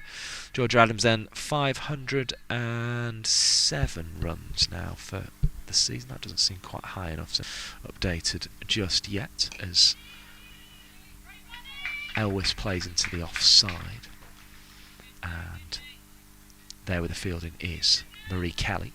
Another 1 to the total, 117 for 2. Yeah, Vipers putting a lot of pressure on the fielders there, taking their quick singles, and as you saw earlier as well, especially as kind of in the peak of the Bouchier and Adams innings, just pushing for those twos. Here comes Teresa Graves once more. And this one will be hit high into the air and bounces just short of Josie Groves on the mid-wicket boundary. Well, having seen one disappear over her head already, she must have thought this one will surely make it all the way to me and land in my hands, but it landed agonisingly short in the end from Bouchier. Perhaps getting away with another one there, but she's not given a legitimate chance that a Blaze fielder's been able to get a hand on so far, and is looking very good in 62, 118 for 2 at the end of the 21st. Yeah, Maya Bouchier not really able to get her whole body behind that ball, slightly uppish, but again, that was well watched by It's Sorry, I Josie apologise, Groves back there, yes. yeah. It's Groves and Graves. It's like, I don't want to say Graves. It's so easily like, confused. I think yeah. we did have an Abbey Norgrave earlier in the season at we one do. point, rather than an Abbey Norgrave. She's one of the two players who've made way for Maya Bouchier and Charlie Dean. Alice Monaghan, the other one, will be the 12th fielder when it comes to the Vipers' turn to take to the field. And it will be Groves to continue the bowling, and it will be Bouchier to continue her progress with a back foot pull stroke that went out all the way up to Lizelle Lee at long on. Another single taken, 119 for 2. Yeah, opening up that leg, trying to play a bit more leg side. They've packed up their offside quite well, with one sweeper out now as well, especially for Georgia Elwis, who was able to get the ball through a couple of times last over. Maybe she's probably trying to create opportunities on that leg side boundary. There's nothing really there in that kind of cow corner region or long on, so taking it on a little bit more. Bowls by Groves with a little bit of flight there, and blocked solidly by Elwis, who's feeling her way into the innings. Only been in a couple of overs, already has 10 though. A couple of leaves, or autumnal leaves, blow across the ground here at Haslegrave as tucking is Georgia Elwis down towards the fine leg boundary, and it pops up off the rope. A man in a flat cap gets out his seat and fetches it, and that is 4 more to the total. So lovely little shot by Georgia Elwis, 123 for 2. Vipers on top here. Groves probably trying to put in that effort to make sure that she doesn't bowl too much outside that off stump and give Georgia Elwis too much width, as we saw last over, but giving her a bit too much width on the leg side instead. So it's a very fine margin that Groves is playing with there. Tosses this one up and finds the spot, and finds the defensive bat of Georgia Elwis. Big gust of wind as well, just felt there. There is indeed. Appeal for LBW, but it must have pitched outside leg stump, I think, to be hitting the middle and leg stump. And it's another dot ball. I think Groves should ensure to keep that flight on a little bit, which she seems like she's going to do so, and protect her over a little bit by putting out Lizelle Lee at long on. Yeah, it's always a risky strategy because it does open up the opportunity for the batter to use their feet, but Elwis declines to do that on this occasion as it's just pushed into the offside of the wicket, but it actually barely escapes the straw-coloured pitch, and 123 for 2 is the score at the end of that over, although I think it might be 127 if I'm honest, because it's still showing Elwis is on 10, and she was definitely on that at the start of the over, so I think Elwis has progressed to 15. So I think it's missing a 4 up there, but we will see. We will see in a moment. It's certainly a lot to contemplate for Kirsty Gordon. Doesn't really want to be going into an eliminator here, and certainly doesn't, off the back of 2 defeats, want to be going into the eliminator or the final. So it's crucial that the Blaze can chase here today. They lost Lizelle Lee early the other day, which would be a vital part of their attacking start to the innings. Also lost Marie Kelly for not very many, which doesn't help as well. Those are 2 attacking players. This first one's driven away for a run, and 124 for 2. Well, the scorers have definitely settled on that, so I'll stick with it because it's what's showing here. As in comes Graves and bowls a ball that is defended. Graves really starting to find her line of length now. I think it took her a couple overs just to warm up. She's really found that on the stump kind of delivery, making sure the batsmen kind of have to play to that. I think I've solved the mystery. It's maybe leg buys that's been given, although it's still definitely on my scoreboard showing 15 against Georgia Elwis's name. So we'll sort all that out in a moment as she defends another ball and is able to prevent the run being scored, or the run is prevented by Marie Kelly rather. It's short extra cover. The board has now got Graves on 15, so I think maybe the scorers thought it was a leg bye at first and have caught it up. 124 for 2 is the crucial detail here. It has included a 50 for Maya Bouchier that I don't think we gave you the details of before. Actually, it came up from... I'll bring it you after this ball.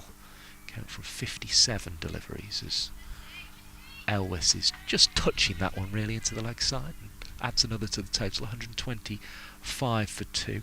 So 57 balls, 62 minutes, 5 fours and a 6 for Maya Bouchier's. 50 runs, and she's continued to progress along nicely, adding another 6 to that. That's 2 of them to her name, and I think if she's in the latter stages of this innings, she'll be fancying a few more. Perhaps fancying a few more than that 95 she got for England the other day. Worked nicely up the onside of the pitch to Lizelle Lee, who was back at long on. 126 for 2. Bouchier's shown she's capable of clearing that long on position. What do you make of the Vipers kit this year? Because there was a lot of discussion at the start of the season, which seems a long, long way ago, about that weird sort of hexagonal pattern that they've got. I quite like You it. quite I like think it. it looks quite cool. Is it meant to be like a... because they're the Vipers, meant to be a bit like a snakeskin? Yeah, I was literally just thinking that as well, actually. I don't know. I think it just adds a bit more dimension to it, a little bit more. I think it... Not just the Vipers kit, but a lot of them had a little bit of a magic eye feel for me. Yeah, This season that I found 100%. was sort of making me, go a little bit dizzy looking at them. It's very pop, yeah. I think the use of orange is it's a good colour. I quite like orange. I think it should be used more often in kits. Well, it's certainly on display today, because both the Blaze and their more sort of traditional orange... Oh, that's going to be a great catch at short mid-wicket. Brilliantly taken there by Ella Claridge, who's come into the side today as a wicket-keeper herself. And it was clipped uppishly by Bouchier, and Ella Claridge has taken a stunning catch. Now, this could be very, very crucial in the game. Bouchier out for 65, caught by Claridge, off the bowling of Groves. And well, how crucial is that going to prove in the game, Regina Sudazay Khan? That's absolutely massive. I think Bouchier having that momentum and it now stopping could be detrimental to the Vipers here. It was good bowling from Groves. She really, really worked to a plan there and consistently bowled that a little bit floatier, and Bouchier kind of falling into that trap a little bit and not with the power that we've seen her play with today. Unfortunately not able to get that over mid-wicket, and brilliant grab.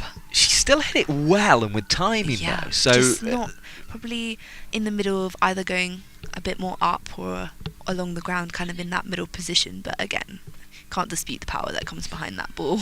No, it offered the chance. It was one of those that sort of, if you see it go down, you almost go, was it a half chance rather than a full chance? But in the 24th over of the innings, the third wicket falls, 126 for 3. The other batters out are McGacken, LBW to Ballinger for 0, and Adams out for 39. Really, really impressive innings from Georgia Adams. 507 runs. I actually make it 506, but there we go. Runs in Rachael Heyhoe, or in this season, the Rachael Heyhoe Flint Trophy, up to, as that first ball is pushed off the back foot for no run, 1,470 in total across all the editions of the Rachael Heyhoe Flint Trophy cricket. So valuable wickets. The current England international, the experienced Adams, who's one of the top run scorers in this competition, and the dangerous McGacken as well, all out so far. McGacken has 331 runs in the competition this season as well, so there are definite inroads from the Blaze today, which is something they didn't have, as that one is clapped away on the cut down into the ground, fielded well, a backward point by Graves. It's something they didn't get the other day. Yeah, Emily Windsor in here to bat, just finding the fielder for the past couple of deliveries, not really able to get through that point wall as we were sort of talking about. And went back to a ball she should have been forward to there. I think there was a shout of "oh my" from either bowler or keeper there. So Windsor just settling into her work here. New batter to the crease. It's partner Georgia Elwes. Has got a 50 since the restart as Emily Windsor against Thunder. Just about keeping that one out off the back foot. She's a fairly diminutive figure, Emily Windsor, so likes to play off the back foot.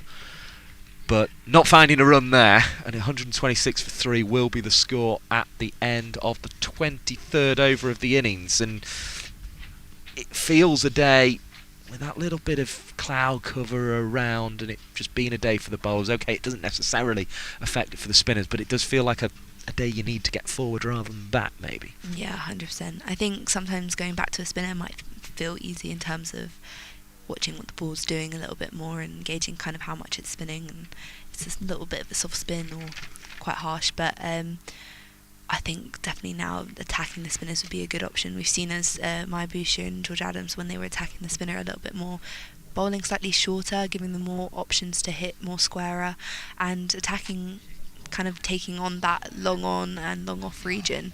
It's proved quite successful most of the times when they have taken it on, but Emily Windsor's just probably trying to settle in a little bit and get her eye in before she tries to attack a little bit more here. Certainly.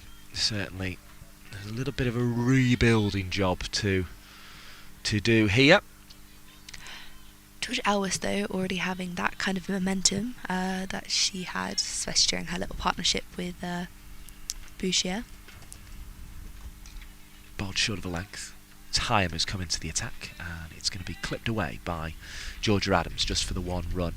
Adams progressing nicely already, up to 17. 127 for 3 is the total. I'm sure Hypercourse can clear up whether it's 506 or 507. Rachael Heyhoe Flint Trophy runs this season for Georgia Adams. Either way, she's gone past the 500 mark of the first edition of the competition, which she got in just the 7 games. Really impressive, as Windsor is forward this time to the off spin and defends it out into the offside. But we will see certainly Cricinfo, which is where I scribbled down the 467 going into the game, as Windsor prods this one back to the bowler for no run. Came from Cricinfo, so if they're saying 507, we'll go with 507 for the meantime, as in comes Heyhoe again. Still quite flat, but just a little bit more loop on that one as it's played away, and Emily Windsor is off the mark with her first run, 127 for 3. Yeah, we've seen Emily Windsor really trying to get through with that cut shot there into the offside, so I think putting out having that sweeper out and cover and rotating the strike to the single. I think Blaze would just be looking to attack both batters at the moment. Heyhoe bowls, and this one is pushed into the offside. Graves can't quite get there with the stop. Single is taken. Bryce comes in from the cover boundary to back up Graves at backward point there. 127 for 3 the score. You with Mike Perkins and Regina Sudaze Khan on the Blaze Cricket YouTube stream. I have said I would keep you up to date on the One Day Cup final, because I know a lot of Southern Vipers fans will have their eye on that. I've been a bit negligent on that, as there's a big appeal for LBW. Again, Emily Windsor just trapped a little on the back foot. I mean, she seems happy enough, just couldn't drive that one down the onside of straight, but it's been a fairly torturous start to the innings. Leicestershire 41 for 4 in the 13th over of that one, so a good start for Hampshire, looking for silverware today. The Vipers will be hoping they'll be in the hunt for silverware next week. I don't know what they're hunting. The trophy stays rather still in my experience, but I imagine that the Vipers will be hoping to get to that finals day. Do you think they're more likely to go via the eliminator? And it's a big ask to get a bonus point win, isn't it, here today? Yeah, I mean, if anyone can do it, the Vipers can do it. They've shown in the past that they're a very, very, very strong team. They just need to play as well as they can, which they've got the potential to. They've had a good start here, and they should carry on doing so. But I think maybe via the eliminator might be the possible option today, as again the Blaze have been undoubtedly strong this year. So I think they'll probably be looking to, if not win, try and dominate a little bit more and create it into a very close game today. So it might be harder for the Vipers to do so straight away into the final. But we should point out that it's 1.25. Your run rate has to be 1.25 better than the other teams to get that bonus point, unless they've sneakily changed the rules in the off season. But that's what it's always been for all the other editions. So So yeah, that's what the Vipers are aiming to do if they want to go past the Blaze. More likely, I think, is that they, and certainly it feels more likely, I don't know whether the maths agrees with me on it, that they will get the, if they win, they'll get the 4 points for the win, not the 5 points for the win, and they won't go past the Blaze, but they will certainly secure second spot on a home game in the Eliminator. But as I say, it almost has the feel of kind of like they do in the IPL and some of the other competitions now, where you kind of have 1v2 play for the place in the final first, and then the loser gets to go on and have another opportunity against other teams. And whether they, as I say, certainly it seemed a very good source that they'd be expanding the number of teams that qualify for the sort of the knockout stage of this competition next season. So we will see that. Our sprinkler's back in the distance over by the Athletic Centre there in the distance, just keeping the grass nice and fresh over there whilst we're having drinks at the 25 over mark with the score 129 for 3. If you just join us on the Blaze Cricket's YouTube stream, you with Mike Perkins and Regina Sudazay Khan here today. The match between 7th and 8th Western Storm batting, they are 118 for 1, just looking to salvage a bit of pride at the end of the season. But the one that the Southern Vipers will have their eyes on if they don't win here today will be South East Stars versus Central Sparks. Break for the 100, been in second position if they did it earlier in the week. So they have 2 wins over the Blaze as Groves floats up the first ball after drinks. It's defended for no run. And she'll make her way in once again. There is still a rain delay at Chester Street as this one is chopped away by Georgia Elwis, almost showing Emily Windsor the way to play off the back foot there. Slightly short of length from Josie Groves, and it brings us another single to the total, up to 130 for 3 now, as Groves floats again. A white butterfly rather confused me there as I looked up. I thought that was going more airily than it was, but the bowler stops it on the ground. 130 for 3. They're very white, the butterflies here. They sort of match the fielding discs and the ball. But it slightly confused me there as that one is driven through the offside. Boyce is going to have to chase back to the boundary. Is she going to get there? The ball seems to have the better of her. No, it's Boyce who gets there before the ball reaches the boundary rope, and there are 2. In fact, there may even have been 3 runs added to the total there. And no signal of 1 short either. Emily Windsor is on to 4. The ball just slowing up right at the end of the outfield. It's been quite a quick outfield today, actually. Good chase from Boyce. Didn't look like she just put her hands through it a little bit. She just timed it quite well there. Emily Windsor passed the 300 run mark for the season. This one's pushed quite powerfully by Elwis into the offside. Another single to the total, 134 it moves on to. Takes Elwis, 133, sorry, for 3. Takes Elwis on to 19. Yep. Emily Windsor's 4 runs take her up past the 300 mark now. In fact, her first run of the day took her past the 300 mark. She's now on to 304 runs for the season, with that her 5th today, because she began the day on 299, ahead of the 288 she made last season, albeit in less matches, with a best of 90 in 2022. It's the 4th best in the competition last season from Emily Windsor. Her best score this season is 84, so she may have an eye on trying to go past that today, but she'll need to get herself in, because she's rather been feeling her way through this innings so far. Yeah, I think quickly trying to get their eyes in. It's never easy with a spinner. I think there's a lot to think about with a spinner in terms of like what you do and how to play it accordingly. I think fast bowling is a lot easier to kind of play first up. Fast bowling is a lot more sort of see it, hit it, isn't it? Yeah, exactly. You just kind of react. But of course, there's a lot more thinking, and whether to go for more of an attacking approach or maybe just more of a rotation of the strike. It's hard to kind of determine that early on. I think our board's got a little bit stuck again, because I make that 139 for 3 as it's punched down the ground by Emily Windsor, who is getting forward there, clearing the leg slightly as she did, but getting the ball up and over the head of Lucy Hyam and away for 4 runs. And the board does catch up and sends us on to 139 for 3. Elwis has 20 of them, and that is the 9th run for Emily Windsor, who's back this time, manoeuvring the ball into the cover gap where Catherine Bryce picks up on the rope. 140 for 3 the total moves on to. Despite the loss of wickets, Vipers still seem in control here. Yeah, 100%. I mean, probably capitalising on a bit. Hyman's bowling a lot flatter. I say that. Does so again there delivery. onto the pads of Georgia Elwes, turns it round the corner, no run. But I think having that kind of flatter approach, it's more of a mindset to attack. In terms of floatier delivery, it's a bit more kind of in the air, literally, whether you should attack or kind of sit back a little bit and wait.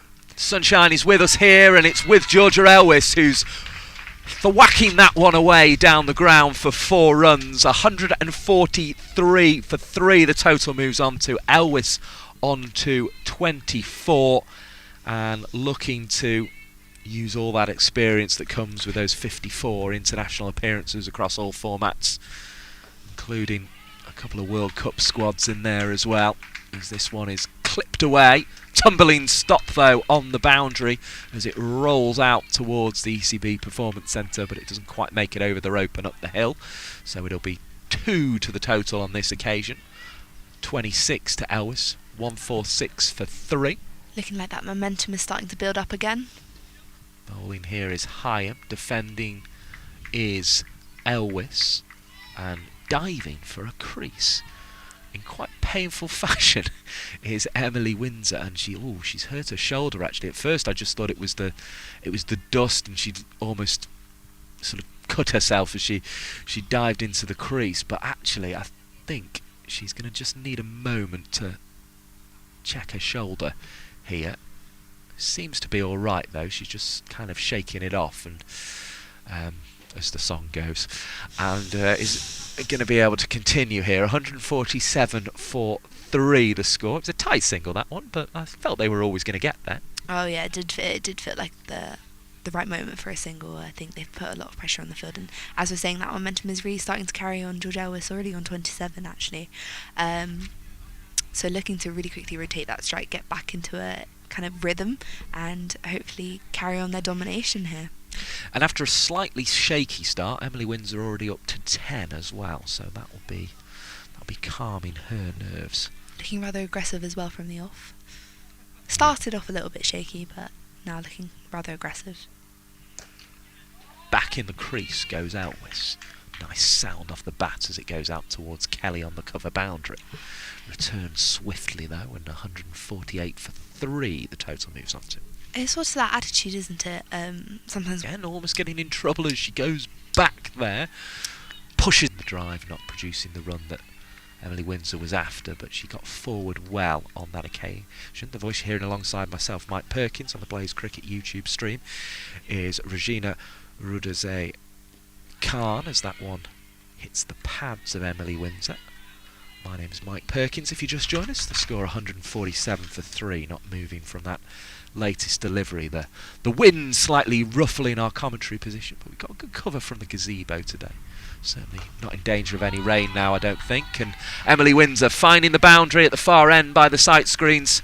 Rather annoyingly for Lizelle Lee, it pops off the rope and above the little rugby pads that had been left there to try and stop the ball going past the sight screen, but it brings up the 150 as well for the Southern Vipers. 152 for 3 with that boundary from Emily Windsor, and it just looked as if it was a over going in favour of Josie Groves there. She'd been frustrated there, Emily Windsor, but finds the boundary to finish off the 28th over. I mean, that's key, just being patient there.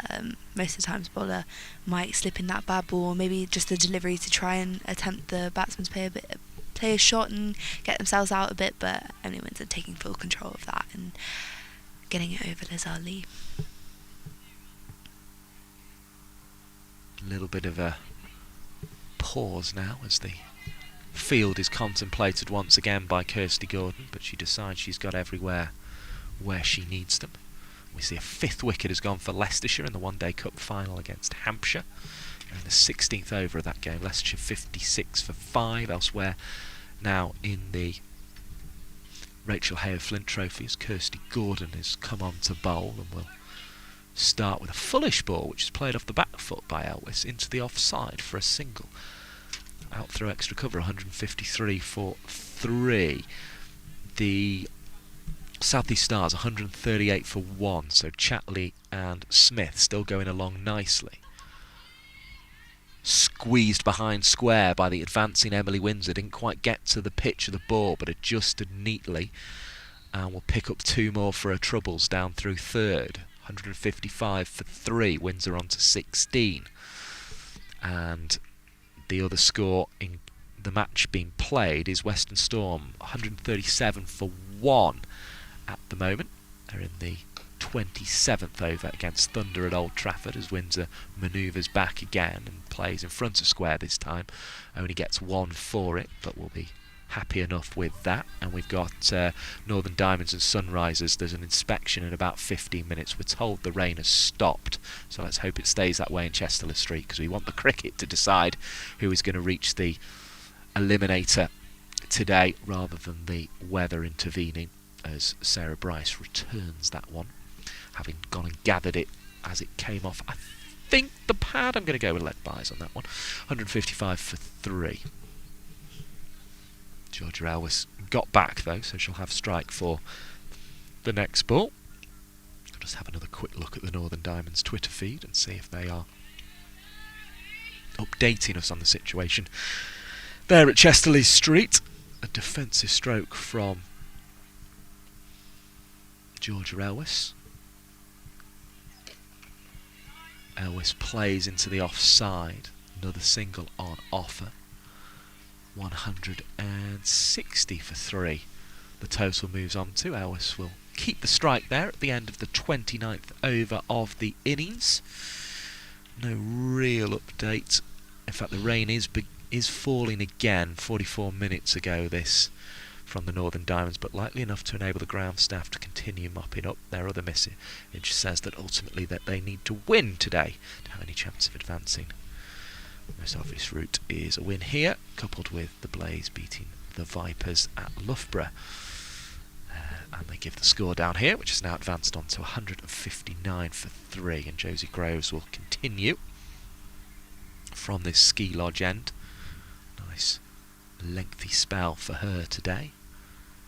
She bowls with a bit of flight, and that invites the sweep shot from Georgia Elwes. And it adds another 1 to the total, 160 for 3. Groves embarking on her 7th over here, 36 for 2 going into this one. Just the one maiden so far, one of only 2 in the innings. Catherine Bryce picking up the other one. Short of length on this occasion. Certainly Emily Windsor's footwork made it appear that way. Out to cover the ball goes. And 161 for 3 the score moves on to. Windsor has 18 of them. Batters out so far, 64 for Maya Bouchiao, 68 deliveries in 83 minutes, 5 fours and 2 sixes, and Georgia Adams 40, and that's why she's got 507. It was 40 she made before being caught by Grace Ballinger off the bowling of Josie Groves. 62 minutes she was at the crease as this one turns past the flailing bat of Elwes on the drive. No run on offer. 45 balls faced those 62 minutes, 7 fours in Georgia Adams' 40, and that's why she's got 507 this year in the Rachael Heyhoe Flint Trophy, and that's why she has 1,471 Rachael Heyhoe Flint Trophy runs in total. 4 more added to the total there with that sweep shot from Georgia Elwes. Again, Groves, you've been saying it, just struggling with this line today. Strays outside the leg stump, and it just invites the sweep shot. 165 for 3. Yeah, bowls consistently on the right line length, and just it seems every over just one mystery delivery that's slightly not going her way. Of course, Vipers brought Charlie Dean into their lineup. Be curious whether they go Kemp or Dean next. It may depend where the overs are, as that one is defended by Elwes, just jumping back slightly as she did so. No run on offer.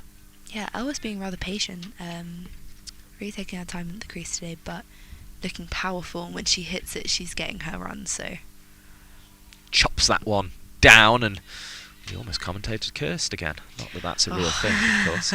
As that one was chopped back into the foot of Elwes. 165 for 3, and that is 30 overs gone now. So 165 for 3. That took the score on from 112 for 3 at the 20 over mark. So that's 53 in those 10 overs. So not quite the 77 that Adams and Bouchier were able to acquire, but nonetheless a useful 53 runs there, Regina Sudazay-Khan. Yeah, it's about 5.5 run rate at the moment, so I think they're quite enjoying this.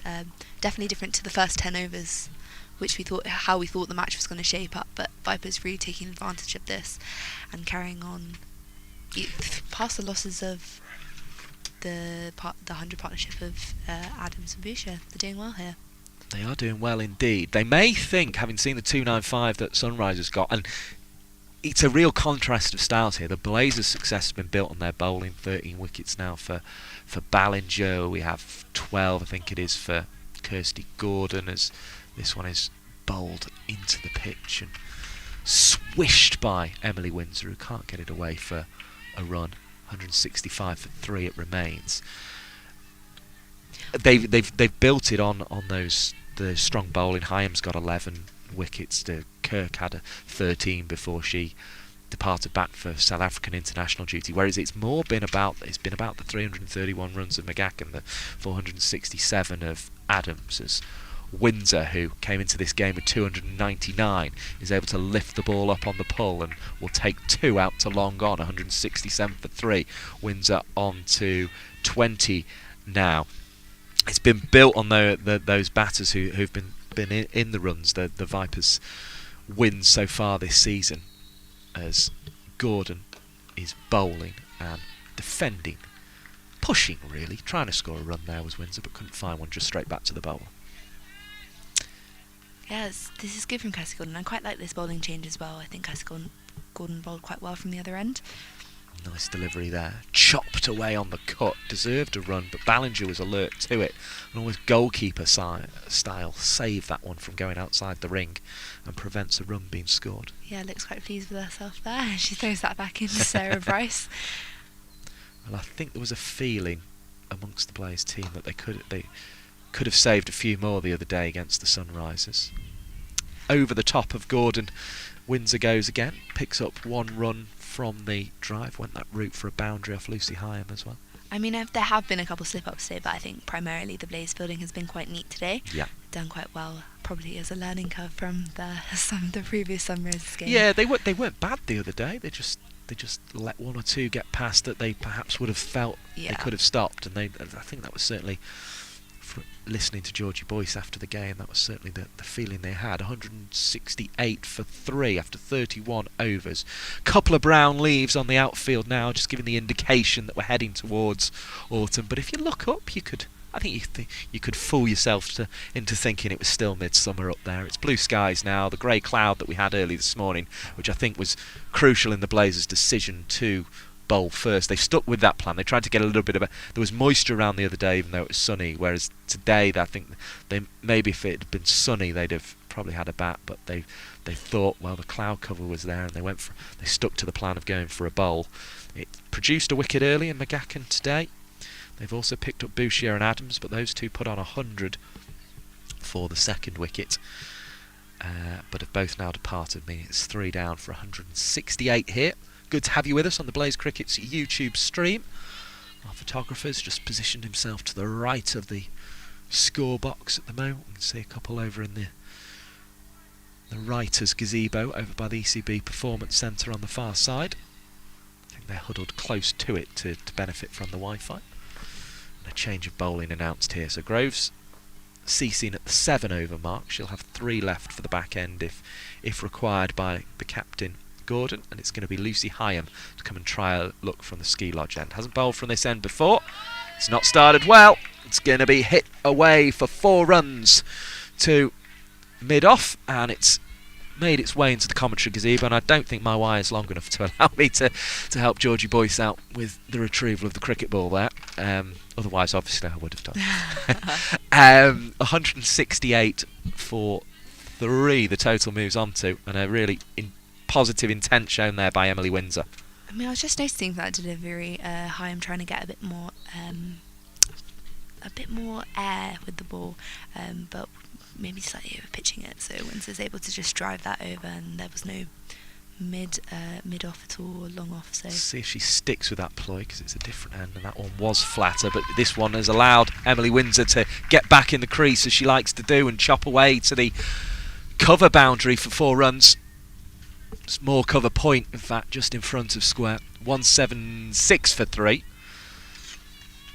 And that was a lovely stroke from Emily Windsor. She's clearly been looking to go on the back foot throughout this innings. It nearly got her in trouble early on, but that was the perfect stroke to play there, having been given a slightly flatter, wider one from Lucy Heyhoe. So will she go with a flight, or will she stick with the flat into the pitch delivery here? We will see. Windsor has 29. She's going to drive this one that she meets on the full toss up towards Georgie Boyce, who's retreated to long off. Discussion as she returns the ball whether she's going to stay at long off, and does so. 177 for 3. Deck chairs starting to fill up on the far side here at Haslegrave. That's where the ball is clipped in the direction of by the ever busy Georgia Elwis, who is happy to let Windsor have the strike here because she's taken a liking to Heyhoe in the early stages of this spell from the Ski Lodge end. Little discussion between Gordon and Heyhoe. 178 for 3 is the total. I think Heyhoe been quite clever there with now coming around the wicket. Past couple of balls, it's worked out quite well for her, and a couple singles off of it. So it always scares me a bit though when an off spinner bowls around the wicket, because it just feels very much in the arc of a right-handed batter if they want to have a slog. But it would be a brave move, I think, at this stage for Emily Windsor to do that, and it cramps her for room, this angle, as Heyhoe is proving with that delivery there. Spun back and angled into the stumps.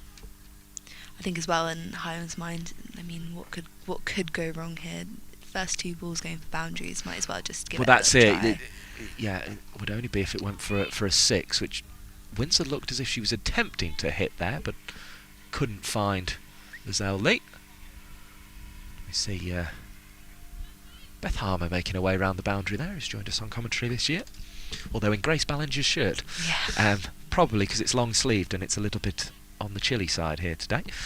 179 for 3 then after 32 overs. These two kind of, how far do they need to carry it, would you say, before they can really start opening the shoulders and going for broke in this innings? I think probably aim to get over 200 and a bit more, and then afterwards just try and push that over the 200. But in terms of the overs, Mark, where they start looking to open the shoulders, are they going to look to do it 12 overs, 15 overs, 10 overs? Are they, what do you reckon here today, or are they already starting to try and go a little bit already? I think they both got their eye in a little bit, so probably might try and go for bigger shots. They've still got 7 wickets in hand, so, and as well as batters coming in that can hit the ball quite far. We've seen Freya Kemp especially do it in the 100. Very clean striker of the very ball. Clean strike. So next couple of overs or so, I reckon. Windsor's back in orderly fashion, just pushing the first ball of the over to mid-wicket. Ella Claridge, who took an excellent catch in that position, is there with the fielding. Tall figure Ella Claridge. She's another one who hits a clean ball. I think that's why she's been brought into the Blaze lineup, because that was the only place they really struggled in the game against Sunrise. They just needed someone to come out and hit the ball clean when Boyce was going well. As Marie Kelly, who hits the ball clean at the top of the innings, retrieves that one at long leg and will head back to backward square leg for the loss of only the 1 run. Brings Windsor on to strike, who's on 33 now. 181 for 3 as Gordon will continue this spell and bowls a left arm orthodox delivery that's pushed into the offside. No addition to that total. Most of the trees green, just starting to fade towards a brown colour away to the brown brick building of the university to our right hand side. We're in glorious sunshine here. I'm pitching outside leg and taking Emily Windsor on the pad, so a little bit of excitement but no real appeal there. Here comes Gordon again, chopped by Emily Windsor on the cut. Doesn't bring a run. Leicestershire still 5 down, 79 for 5 after 20 overs against Hampshire in the One Day Cup final, 161 for 2. The South East Stars, the partnership has been broken. Chatley out for 61 in that game at Edgbaston. It's crucial if the door does get opened by Southern Vipers losing here. They could see the winner of that game go past. They will be glad to see the rain falling at Chester Lee Street from that point of view, because it means that Northern Diamonds won't be able to get the win they would need to go past the Southern Vipers, and neither would the Sunrisers be able to get that win with a bonus point that they would need. End of the over, 81-82 for 3. Got there with a little pull down the ground off the last ball of that over, and Georgie Boyce again makes her way to long off, long on in the form of Lizelle Lee. So that to me indicates that even if the Vipers aren't going just yet, the Blaze feel that they are going to try and target this route down the ground, which I think they have done quite nicely actually. We talked about that V, and I think with its wagon wheel, quite a lot of the shots and boundary scoring options have been that V, so it's a good field placement from Gordon and Heyhoe here. and it's forced the field on the offside to come up. Now Windsor's gone down the ground, not got much of this, and it lands well short of Lizelle Lee coming in from long on. Heyhoe sticking with the around the wicket ploy, looking to cramp the batters at the moment. Yeah, Heyhoe's definitely looking for that at the moment, trying to look for them to either go over or just get that single, which she probably won't mind that. And Windsor just not able to get completely onto that properly, send it over Lizelle Lee. The single taking it to 183 for 3 as Heyhoe approaches around the wicket again. The score will stay there as it's pushed into the leg side. Claridge busy again with the fielding. We have an over 50 partnership here between Elwes and Windsor. In comes Heyhoe again, and Georgia Elwes working that one into the leg side. Yeah, very good spot indeed. As get you the exact figure on that now as Heyhoe comes around the wicket again. It's got a couple of dot balls. This one's in the air. Lizelle Lee just not quite able to get in and effect a catch there. It's one of those, perhaps could have put herself underneath it, but may have been risking conceding 4 in doing so. So opted for caution there. 184 for 3. Another single to Elwes. So these two came together with a score on 126. So with the 184 that they currently have, means the partnership currently stands at 58. Dot ball from the previous delivery. There won't be from this one. The roar from the Southern Vipers players will tell you that Emily Windsor has managed to pierce that offside field. The fielders have come up. She's brought them up by being aggressive down the ground, and it's now allowing her to get back and create width and hit through the offside. 188 for 3. Windsor has 35. Elwes has 39. The Vipers are doing everything they need to do, having been put into bat here, to put pressure on the Blaze at the top of the table. Yeah, I think especially for a bowler, it's hard to kind of adjust to a batsman like Emily Windsor, as we've seen today. Again, hitting down the ground and getting a couple of boundaries down the ground, but very, very strong in that cut shot. And as we've seen before, she's really looking for that cut shot through kind of that point region. So, got to be careful. Got to make sure you're not dropping it too full, dropping it too short, and really got to find your length here today. Regina Sudazay Khan alongside myself, Mike Perkins on the Blaze Cricket YouTube stream. More discussion at the far end as Catherine Bryce is brought back into the attack from the Athletic Centre end of Haslegrave ground. As we say, we've got our eyes elsewhere on whether there'll be any play at Chester Street, which would allow Northern Diamonds the opportunity to get their game with Sunrisers underway. Both those sides needing to win to make the eliminator today, and no result wouldn't be good enough for them, as Teresa Graves is there bravely at backward point with the fielding. Would have stung the fingers, that one, because it was chopped hard on the cut by Elwes. It's a reasonable length from Bryce to start, but Elwes clearly felt it was just short, so she went back. This one drifts with the swing down the leg side. Sister Sarah Bryce does well to catch that delivery from Catherine. 189 for 3. Yeah, bringing on Catherine Bryce, good tactic. I think Windsor and Ellis getting quite used to the spin now. Catherine Bryce again, bowling, and this time finding the line as well as the length she was looking for. Full and drifting back in towards the blue stumps there. And no run on offer to Georgia Ellis. Approaching the 15 over to go mark. I think Vipers might have a little eye with wickets in hand on the 300 mark here, particularly given they need the bonus point win to finish top. I think going all out for that might not be the worst idea in the world. 190 for 3 with the cut stroke, adding another single to the total here, but they're going to have to go some in the last 15. They'd be looking at round about 100 runs to get up to that mark. There's this partnership which is continuing to progress nicely from the point of view of the batters at the crease. It's up to 64 now. Emily Windsor with a blonde ponytail poking out the back of the helmet, just surveying the field.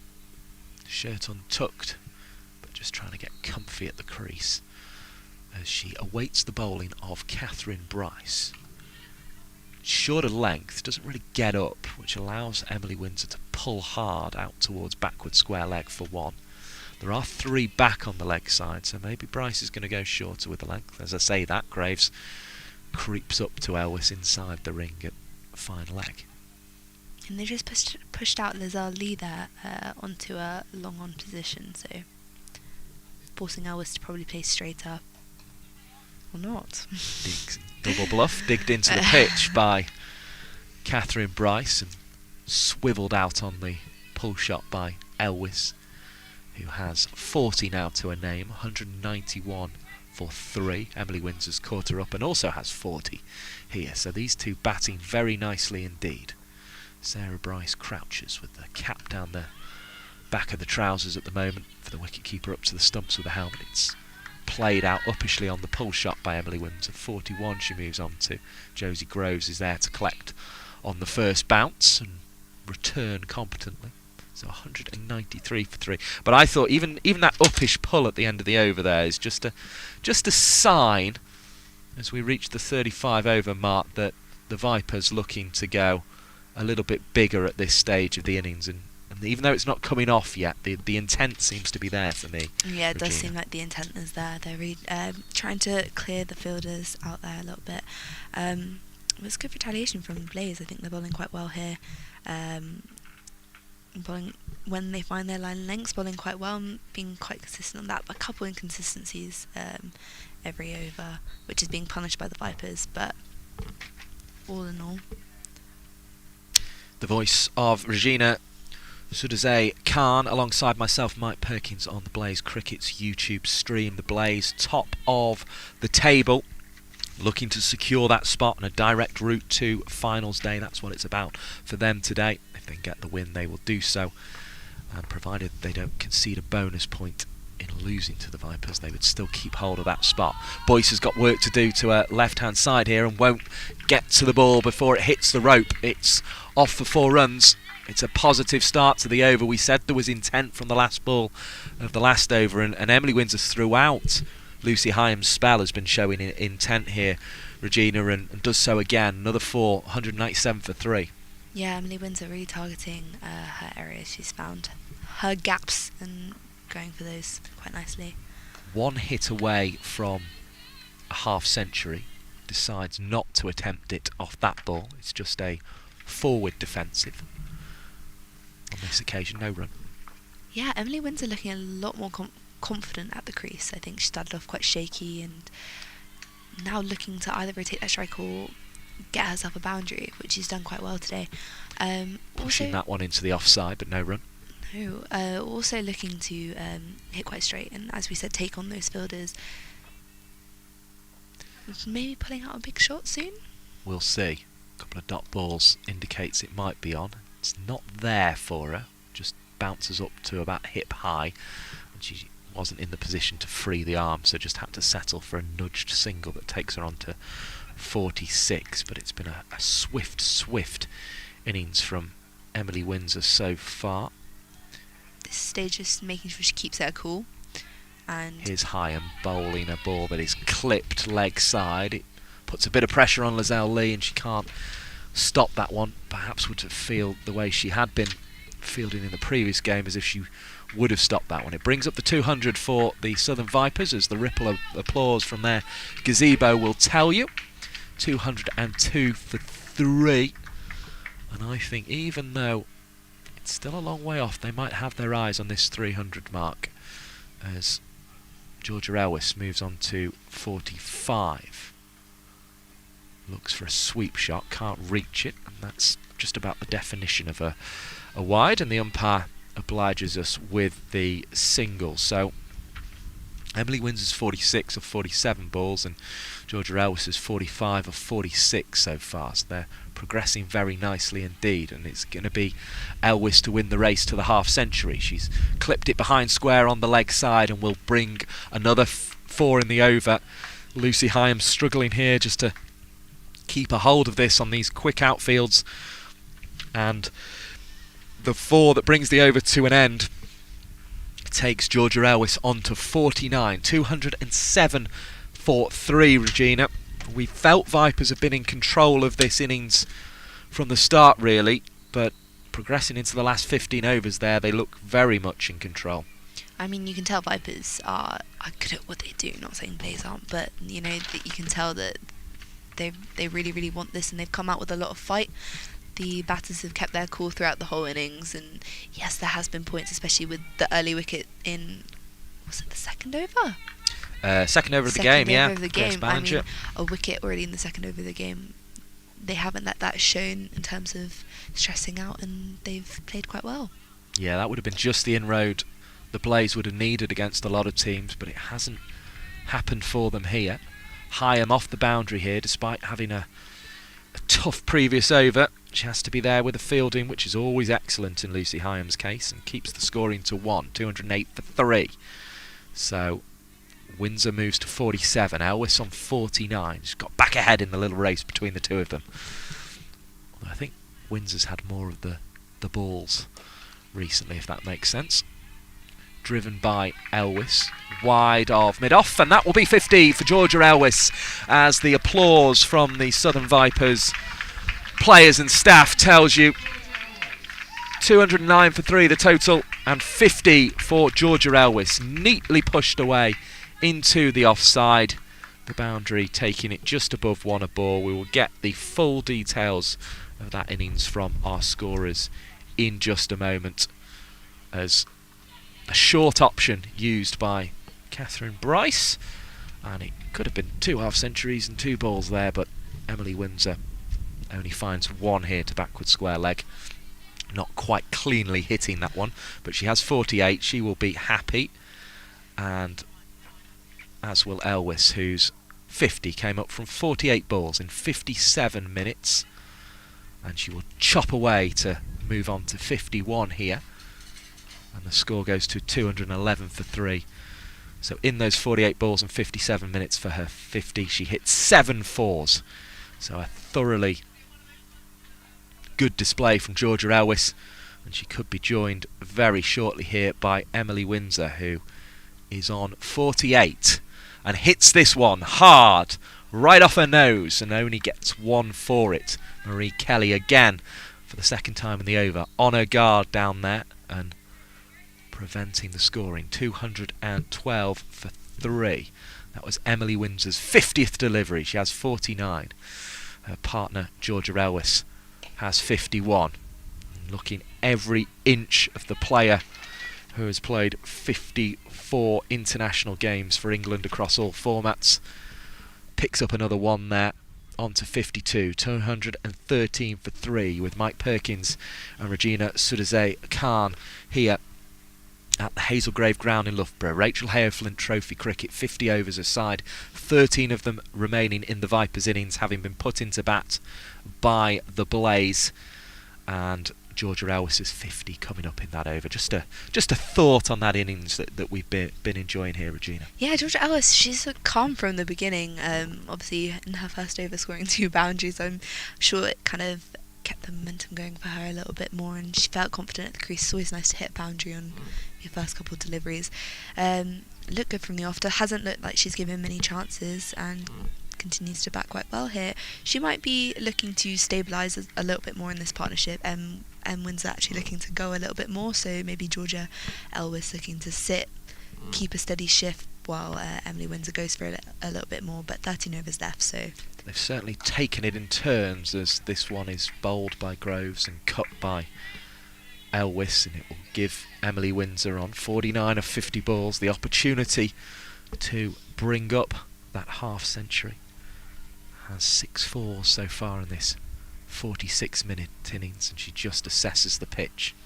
She's gone past the 300 mark for the season as well in this innings, and she'll get her single for a 50. Just dabbed away into the offside, and she'll even pick up 2 to double her money there off that particular scoring shot. The cheer will tell you 51 off 51 balls, so exactly a runner ball, that 50, and it came in the 47th minute of the innings, and there were 6 boundaries, as we were saying. But the important figure now is that 216 for 3 displayed in the orange telegraph numbers on the black scoreboard, as this one's floated up by Josie Groves, wide of Georgie Boyce, but she's quickly across the turf to pick up cleanly. So 217 for 3 the total moves on to. Plenty of cricket across the country, and here comes Josie Groves, just short of leg, swished away on the pull shot, got it behind square, put the chase on for Heyhoe. Applause there from the gentleman in his deck chair, and that's because, in fact, it was Ballinger who goes over to congratulate Heyhoe, who tumbled away and affected that stop. 219 for 3. We've seen this a lot from Groves. She is that occasional delivery outside leg stump, and the Vipers are picking that up early, not having a fielder kind of outside fine legs. Turned and prodded away by Elwis, who picks up another useful single. 220 for 3. These two seem content to move it along, but yeah, you're right, it's costing her, isn't it? Just the one outside. It's difficult for the leg spinner because it's sort of what you're trying to do, sort of turn the ball across the batter, but if you just go too far, you're going to end up getting punished, as Groves has been. But she gets a wicket here, she gets it spot on. Looking for the dab was Emily Windsor, looking to keep the innings moving there, but it was a bit of a nothing shot in the end. She'd have far preferred, I think, to have got out caught on the long on boundary having a swing, but Groves just getting it right, gripping it into the pitch, getting the turn away, and that one seemed to not go outside leg stump, pitched on leg, and seemed to turn towards the off stump, maybe middle and leg or middle stump, but it mattered not, just turned past the outside edge, and Emily Windsor is bowled for an excellent 52 off the bowling of Josie Groves. 220 for 4. Regina Sudhazay-Khan, what did you make of that innings? Yeah, no, I think that was a crucial innings for the Southern Vipers. I think in innings like that, just to ensure that the next couple of batsmen could come in and kind of go for it a little bit more, play their game, especially as we know Freya Kemp coming in now. We know how she can play, we know how hard she can hit, and we know how many boundaries she can score. So I think Emily Windsor batting there and stabilising the ship with Georgia Elwis has comfortably made Freya's job a little bit easier with a little bit less stress. Josie Groves' second wicket then, and I think, yeah, I was curious, would they stick with Kemp in the role she has been playing at number 6, or would they bring Charlie Dean in at that point as a batter who can sort of play a longer, more judged innings, a little bit like the Elwis and Windsor innings we've been seeing here.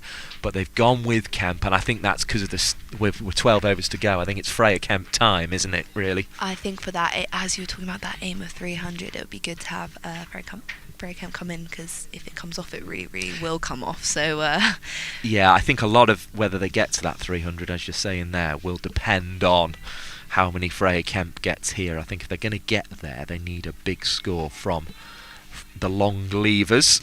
as well to continue kind of the Blaze inconsistencies that we've kind of started seeing in the past 15 or so overs. Left hand, right hand combo could work quite well here. New over from Kirsty Gordon, and first ball of it is hit down the onside for 1. Gordon bowling 7 overs 32 without a maiden or the reward of a wicket so far in this game, but looking to try and find one here. Third wicket, in fact, for Josie Groves. I've actually done a short of one there. Picked up the wicket of Bouchier, caught by Claridge at mid-wicket. Brilliant catch, that one. Before that got Adams, caught by Ballinger, top-edging a sweep to short fine leg. And Groves then getting Emily Windsor bowled. So as much as she has strayed outside the leg stump, she's got 3 wickets, which is kind of the leg spinner's job in one-day cricket. That one is hit hard by Kemp from her first ball, but only finds Claridge at short mid-wicket, who's in sharp form there. 221 for 4, and that's where the score is going to remain as Kemp is forward, orderly in defensive fashion. We're keeping an eye on the Northern Diamonds Twitter feed to see if we're going to get a start time up at Chesterley Street, because it would be such a disappointment for those two teams, Diamonds and Sunrisers, who's done really well with 3 wins from 3, to get themselves still in contention from the last game, even though it is a slim chance. It would be disappointing for the rain to get in their way. Single for Kemp to get her underway, driven into the offside, 1 run, but no news yet of a restart. We will keep an eye on that though throughout the day and see if we can find one. Defended by Elwys here, who will want to stay up around that 1 a ball mark that she's been, 57 so far. Elsewhere in this competition then, the South East Stars 196 for 2 at Edgbaston, so it continues to be a good day for batting. Hit away, and Ballinger got rather the wrong side of that as Elwys had driven, but Ballinger got a foot to it in the end, and the result was the same, a dot ball. And Western Storm 173 for 5 at Old Trafford in the 37th over of that game. But this will be hugely frustrating for Holly Armitage and her team, and Grace Scrivens and her Sunrisers, to see no play possible at Chesterley Street. They will be watching these games ticking along through the 30 over mark, and it will be very frustrating indeed. The other game we're keeping an eye on, 6 wickets down now for Leicestershire, 109 for 6 after 26 overs against Hampshire in the one-day cup final of the men's competition up at Hampshire. The final of this 50 over competition is next weekend at Northampton. Last year we were at Lords, was there for the final. Have to say, even though the attendance wasn't big, I think that comes more down to marketing. I thought it was a thoroughly successful day, actually. There will be talks about whether a day at Lords you have to get a crowd for it, but I think with the England One Day International the day before, actually, that's kind of almost felt a little bit beside the point. I thought it was a good day at Lords, and it was a terrific game of cricket. Actually, probably better than the One Day Cup game, the One Day game that had international that had ended in such controversial fashion as that's flashed for 4 by Freya Kemp. Finds the boundary for the first time, moves on to 5, 226 for 4. But I actually thought it was a better game in a lot of ways, the Rachael Heyhoe Flint Trophy final, than the One Day International I've been at the day before, which of course ended in controversial fashion with the pre-delivery run-out from Deepti Sharma. Charlie Dean involved in that, who did one of the funniest things I've ever seen on the cricket pitch the day after that, and because she played the Rachael Heyhoe Flint Trophy final, no run from that prod into the offside, and she actually came on to bowl as Josie Groves bowls here, 3 wickets already, hit down to Lizelle Lee at long off by Kemp, 1 run, 227 for 4, and she actually ran up and faked a run out at the non-striker's end, and then left it at that, which I thought was the ultimate riposte from an off-spin bowler who's been run out in cruel fashion the day before. I thought it was rather classy from her. Showed a bit of a take in there. I can assure you there was one person in the stands at Lords that day roaring with laughter as the ball is swept away behind square on the leg side for for one run. It was just a very funny thing to do. I have to say. Yes. I do remember seeing that on like BBC Sports straight away the next day. And it diffused the situation, really, didn't it? Yeah. There was so much around it. I mean, especially the emotion that ride. Well, I mean, poor riding Dean on had been that, left in so- tears less than 24 hours earlier, so I thought it was a really good way of dealing with it. As this one is driven nicely again by Kemp. She's found that one boundary so far earlier in this over, but just feeling away with the drives now. 229 for 4. Wind rather ruffling the shirts and the hair of the Blaze players at the moment. Groves comes in again. Does stray outside the leg stump, or does she? She asks the question. Was that in line? Because if it was in line, it had a pretty good chance of being LBW, but a shake of the head from the umpire. Sweep from Elwes, so she'd got her angles right there at Georgia Elwes. And 10 overs to go now. 229 for 4. Is the 300 on? They'd need to go at 7s.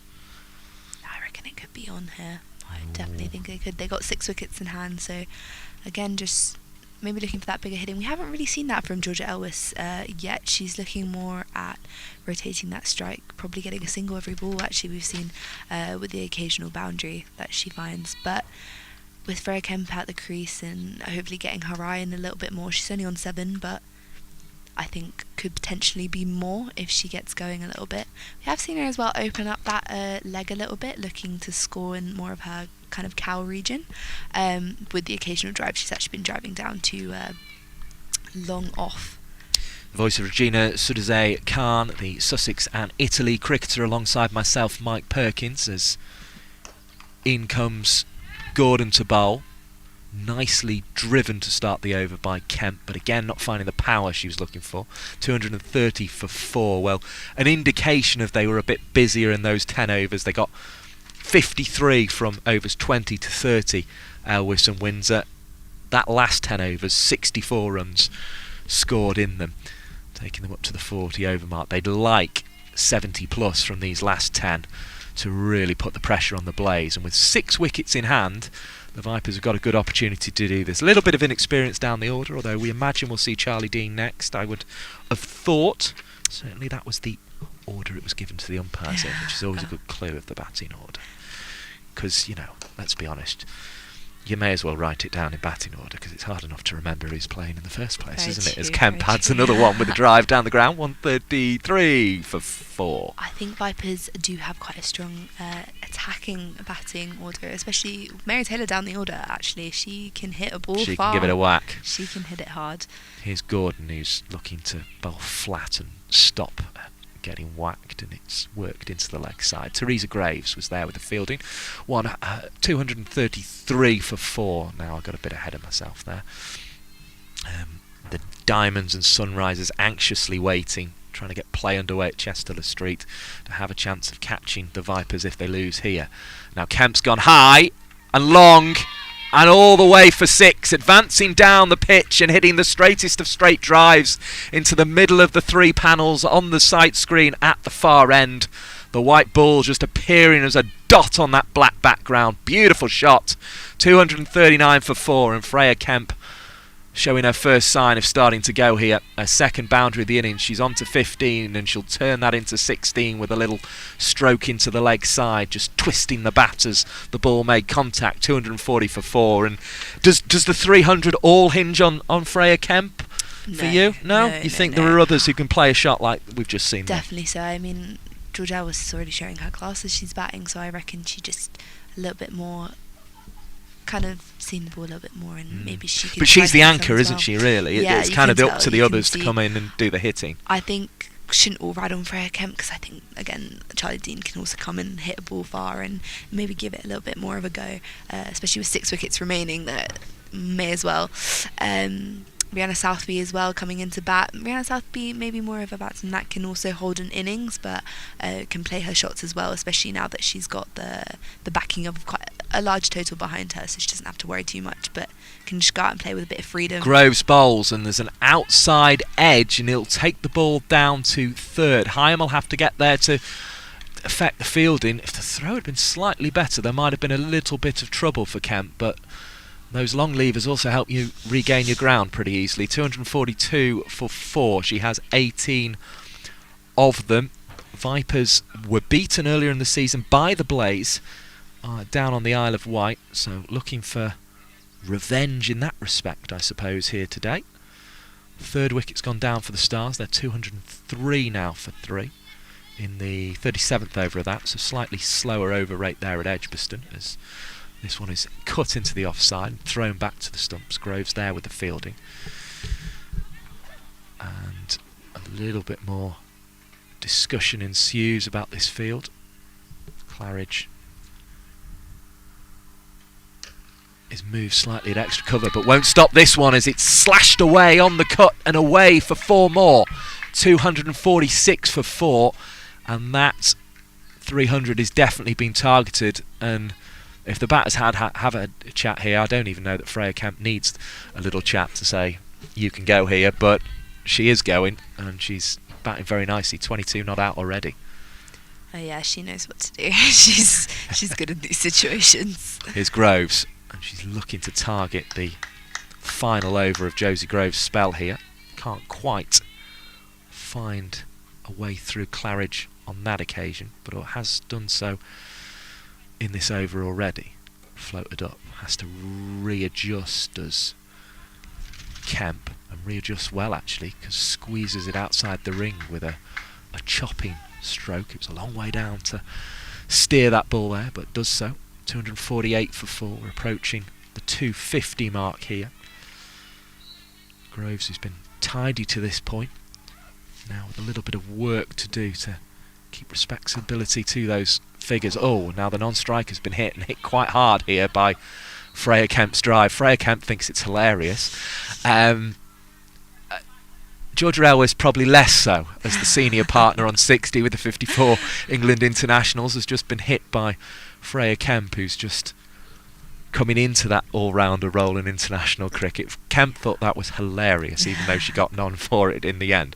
It brings to the end the spell of Josie Groves. 64 she's gone for 3 wickets.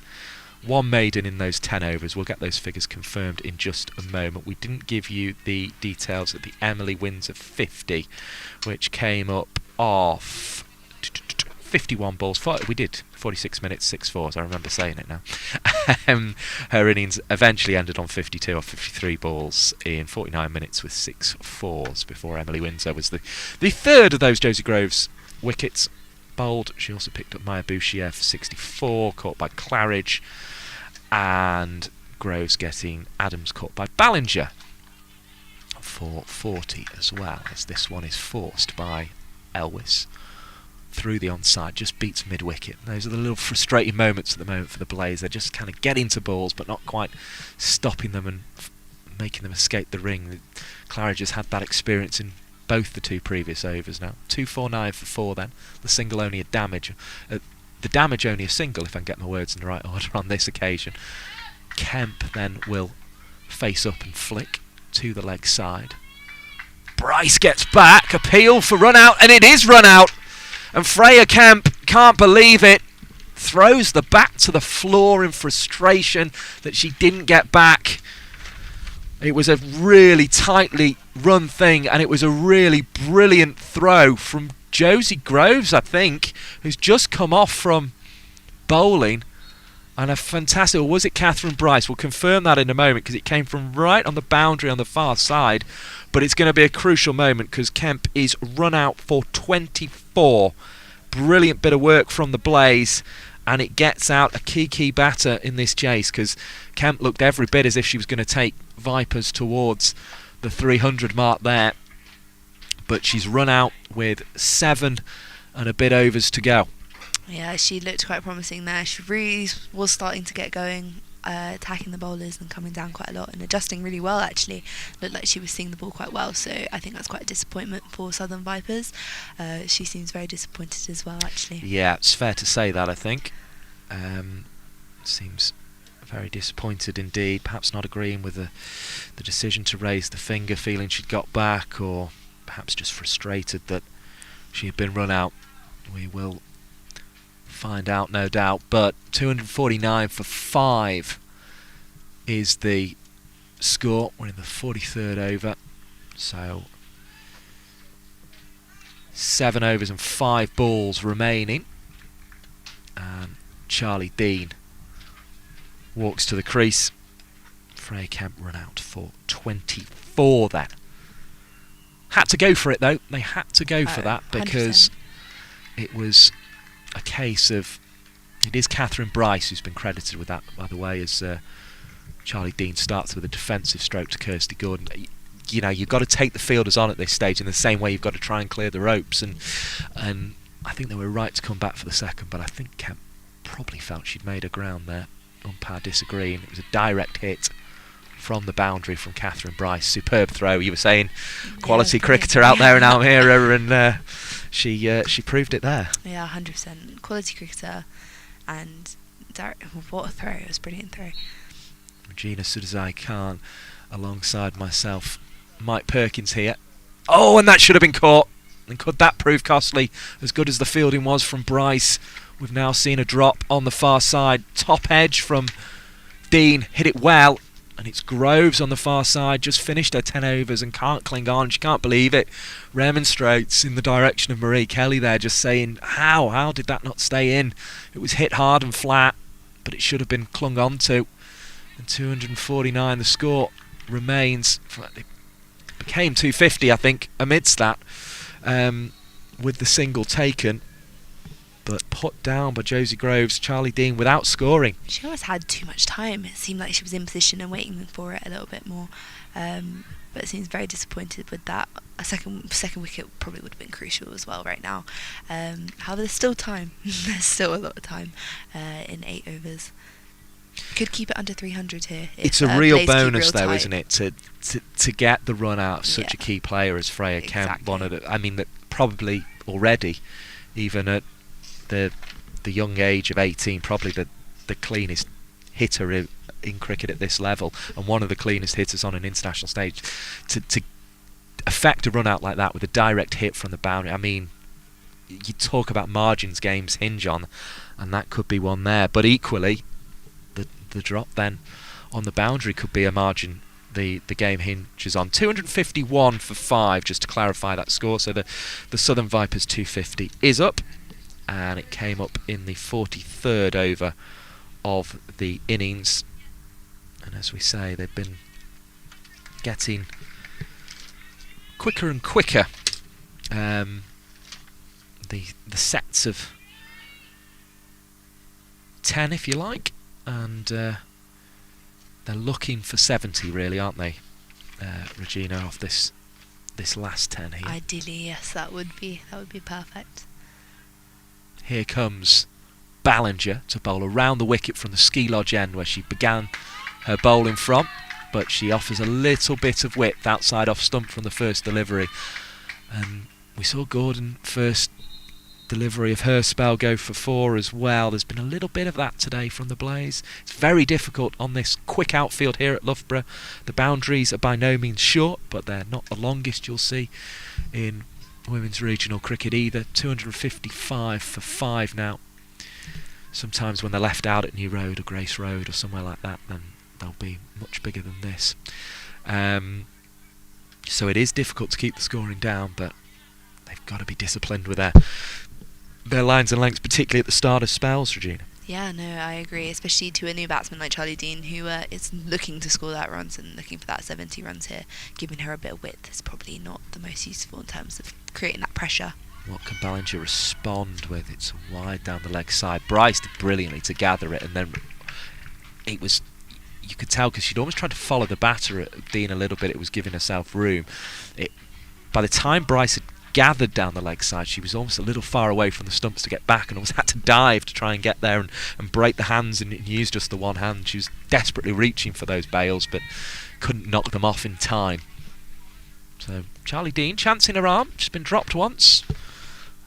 The inkling of a stumping down the leg side maybe there, as again gives herself a tiny bit of room. Ballinger goes for the toes again. It's quite successful in executing that Yorker. And no ball. Now, this will mean we see the Whirly Ice Cream sign. So this next delivery will be a free hit 258 for 5, the score. 6 of them to Dean, 61 of them to Elwes. Discussion about how they go about this. I mean, what do you say on a free hit? Whack it, surely. Oh, I think it. Yeah.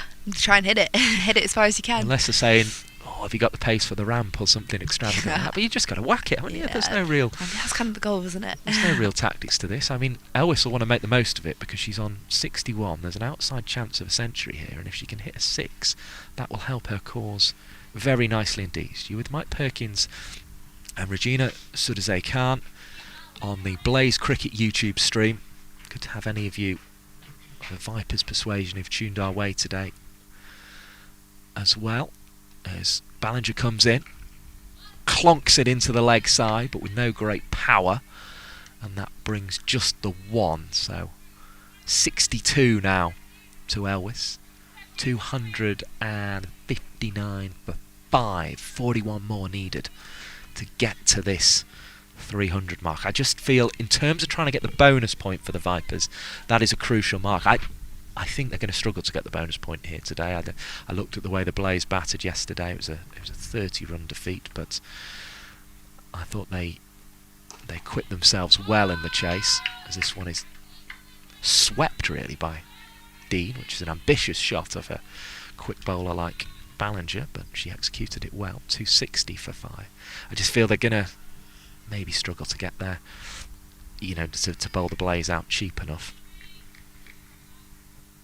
Trying to recall if the Sunrisers picked up a bonus point with a 30-run margin yesterday. I don't think yesterday. I keep saying that. Wednesday. It feels like yesterday. I don't think they did. Again, close on the run-out call there from Elwes, but she just about regained her ground, and this time the throw from Boyce didn't hit the stumps as required. So Dean settles in again, and will wait for the ball to be thwacked down the ground. Again, getting into that wide position. Michaela Kirk, who's on as a substitute fielder, does the fielder. I think it's just trying to work out who it is. In fact, I thought it was Lizelle Lee at first, but She's I can see Lizelle point position, yeah. Lee is there, so I'm now guessing, if I'm honest. But either way, we know Michaela Kirk's on. She's done a good job. Ballinger is running in once more. Cramps the batter for room here. Now he's driving into the offside, frustrated to concede a dot. And we know it was Lucy Hyam, because Lucy Hyam's making her way back onto the pitch. So just a quick little pit stop for Hyam there. She's gone and fetched a towel, actually, just in case it was needed by Gordon. Gordon says no, it's not needed. It's given to Michaela Kirk, will take it off. 262 for 5 is the score. Glorious setting here at the Haslegrave ground. The skies have more or less cleared. A little bit of grey as we look in front of us, but blue certainly away to our left above the little red brick building with its slate roof. Slanted slate roofs there, weather vane on top, making sure we know the pitch is running from west to east more or less. Slightly on an angle, slightly, it would be what, southwest to northeast, if we're being utterly precise about it. But the wind is blowing across the ground to the west today. The photographer training the lens towards Catherine Bryce, who's been brought onto bowl, and our announcing team letting everyone know here. What do you make of this change? Catherine Bryce, she's bowled quite varied today. She's dropped in quite a few short deliveries that I think she's been lucky not to fully get capitalised, but she's found a bit of bounce in a couple of the shorter deliveries, especially to Windsor we saw earlier. Windsor not really able to capitalise on that, so probably a good change at this moment. 7 overs 25 without a wicket so far for Catherine Bryce, and with just the one maiden from her early spell. Her early spell was certainly better, I think, than the second spell she bowled, as you were pointing out there, Regina Sudazay-Khan. But she concedes a 1 off this first ball that's hit down the ground, and we'll have another attempt here. 263 for 5, and the score will move on with at least one here from Elwes. Thought about the second, but after the run out of Kemp, perhaps deciding against taking on the arm this time of Marie Kelly. It was Bryce who produced that run out, so though she hasn't got a wicket bowling, she was accurate enough from the boundary to hit the stumps from there. She's got her name in the book there. Didn't even require... When she needed to as well. Yeah, didn't even require the assistance of her sister Sarah. Might require some assistance here, because this has been struck long and hard down the ground, and she does get some assistance. First from her own hand, and then from a diving stop all the way in the distance. Now, was that Kirsty Gordon or Lucy Hyam? I can't quite tell at this stage, but either way it was effective. 265 for 5. Blaze just managing to keep a hold on this, and Elwes is getting frustrated. Does she almost just need to go for broke here and try and clear the ropes I think so. if a couple of dot balls do accumulate? I think so at this moment in time, definitely. Catherine Bryce being quite smart here with her kind of variation in length here. We can see from her bowling and slight line as well, as that's gone straight to point, that previous delivery. And it is the captain, Gordon, all the way in the distance, who made that stop, so she's sort of marshalling things from afar at the moment. So Bryce taking a bit of control. Elwes does go high and long, and it's well caught out on the mid-wicket boundary, and there was pressure on that catch as it went in the air, but it's been held on. It would have gone for 6. We were saying it was the stage in the innings where she needed to go for broke there, did Georgia Elwes, and that is caught by Josie Groves, who dropped one earlier off Charlie Dean, but has held on and takes the 6th wicket of the innings. 265 for 6. The Vipers looking to accelerate. They had 5 wickets in hand until that previous delivery, so you've got to try and strike it. But an excellent innings from Georgia Elwes comes to an end. Score on 64 for her before she was caught by Josie Groves off the bowling of Catherine Bryce, who does now have her wicket, having returned to the action. Brave bowling there, but very brave catching. Yeah, if you're Josie Groves, you feel a little bit better about yourself after that catch. Good innings from Georgia Elwes. I think she's anchored very well, and it's a very useful 64 there made from her. Using Lindsay Smith in now. Yeah, it came in good time, that Georgia Elwes innings. 64 of 68 deliveries in 92 minutes with 7 fours. Really held things together, but kept moving at one a ball. But you could see she was getting frustrated. Just a couple of dots, not being able to stay at that one a ball, and went for the big shot.